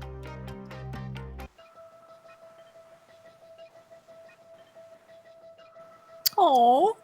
No, he's really sweet. Gulborg just said, by the way, in our chat, yes, the Nordic League does have a nice ring to it. Hey, Nordic League, I think I've hated that concept before. I heard about it before, yeah. Yeah, I just want to say that it's really nice to hear the discussion around developing talent as well. I think for a lot of people who've been eyes focused completely on the NLC, MNM, they actually had their academy squad in the UKLC, and they had a really successful season. Unfortunately, did miss out on the end of making it through to Talia, but I think despite the fact that they had failures in this league, they still have shown that they're able to develop talent in the other league. So it's promising for the future, and I kind of want to see that sentiment he said carry out, because they have shown that in the UKLC this split. Yeah, and I think their academy roster did very well. I think obviously it's really nice for MNM to retain their spot in the NLC as well, because I think it's a team that's got a lot of passion behind it, and I think it's a team that they really care about how their players are and how their players feel, and kind of getting everybody to work as best they can. So it's nice. They have trust in their players, and in the case of Monk Mid, a little bit Clearly. too much. hey, look. It's good that Cal and Monk both reflect on that and say, was a mistake. You know, like, we tried, didn't work out, we recovered. Let's get back on our feet for the next time around. Nothing ventured, nothing gained. Exactly. Great little idiom to go with. Let's have a look at the replays from today over the course of our actually fairly rapid series here, a 3-0 for MNM. Again, it wasn't all plain sailing, but what I would say for the bot lane, it mostly was. Yeah, and I think we didn't necessarily touch on the bot lane, but very briefly before the best of 5 started, we're like, Monk and Eli Wood? It's Eli, right? Yeah. Monk and Eli Wood, they look so much stronger than Scripter and Gotchele, and they showed that on every single matchup that they got. They pretty much slapped them level 2 and level 3 in all 3 games, and it didn't matter if it was Granit trying to make the play or MNM trying to force the aggression. It was always MNM coming out on the top. And I think it made things difficult, because I remember seeing that moment in the first game when the bot lane gets killed 2v2, and I'm instantly just a bit like, is this how this one's going to go? Because that's obviously not ideal. And I feel like as the series went on, we saw MNM just gain more and more confidence, more fun. Game 1 felt like a bit of a standout where really it felt like Granit had a chance. But after that, it just felt like the hope kind of died down, because MNM were really showing the coordination would come to expect of them towards the later end of the split, and showed that the game 1 was just sort of them getting their nerves together. So it has been a fairly quick day, but we always do like to do a play of the day. So I would like to take a brief look at what I believe Dan has selected for our play of the day. Well, my name is Dan. Hello, ladies and gents. Trouble doing it. It can't be anything else, okay? This one pretty much shows you how Monk has regained his confidence, and also how broken Caitlyn is on 2 items. The 2 crits back to back, he was able, with that sort of distance that was created with the Gangplank ultimate, to navigate himself around, instant cleanses the gold card as well. Doesn't necessarily care too much about that exhaust either, because he's able to create distance with the caliber net, and everything just worked out for Monk. I'm really glad and happy to see him return back to form. I think that, I don't know if he's going to be on MNM or whatever team he is next year. I feel like bot lane suits him a lot, and he really looks just confident and ready to play at the highest skill level. Well, of course, we can have a look at the bracket. It's not really a bracket since there's no finals, but MNM have secured their spot in the NLC for another season. But that's not the only promotion relegation match that we have to go. Tomorrow, Team Singularity take on Kova, the Finnish squad, in a best of 5 to determine which of those will make it into the NLC. Team Singularity obviously fighting for their survival like MNM did, but Kova coming in as maybe not so much the underdogs in that series. They looked very strong from the Telia Masters. Yeah, I mean, we actually have a heavy favorite towards them in our predictions from all the casters and the talent. Wait a minute. And honestly, well, it is a heavy favorite, right? You made the exception, but everyone else is going in that direction. Fine. But I feel like they came in Italia Masters. They got, I mean, it was a similar series almost to the one that MNM just had against Granit, where game one was shaky. They actually dropped that, but then the rest of the series was consistent. And I feel like, you know, Singularity, although they did have somewhat of an upswing towards the end, they weren't able to get more than one win. And I feel like on the back of that, Kova actually is feeling like the favorite to me. I'm not saying that there's no hope for Singularity, and obviously they did develop to a point where I'm feeling more confident than I would have after the first couple of weeks. But I think Kova, if we're going to see a new team in the NLC, is going to be the one. Yeah, and I felt like Singularity had a lot of downs and very few ups, but I don't necessarily think that their scoreline reflected how they played the game. I feel like they have a very unique style, and the meta doesn't necessarily favor them right now to play that unique style, because if you fall behind in that aggression, you're just done and dusted for the entire game. Now, of course, this is night and day, this early game aggression, team fighting later into the game, so we're just going to have to see if it works out for them. Yeah, I'm very much looking forward to that series. I think Singularity, the thing that we always said was that their games were much closer than maybe MNM's were throughout the start of the split. There were definitely games where Singularity could have won, but they just were unable to. But Kova do come in, I think, as a very strong roster coming out of the national leagues. If there is a team that I think could take an NLC spot, it would be this roster from what I've seen from the Telia Masters. But it's for tomorrow. So we're going to bid you good night tonight. Thank you for watching. Congratulations to MNM for retaining their spot on the NLC. And we'll see you same place, same time tomorrow for our second relegation match.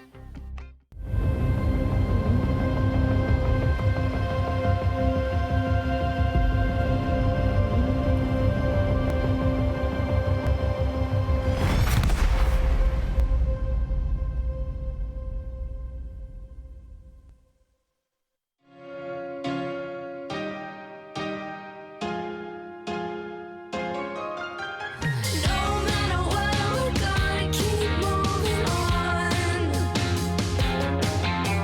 Burn this city down, we can take it on. And we're gonna reach the top side of the moon. Yeah, we're gonna reach the top side of the moon. And I just want to say, always remember, better jungler wins.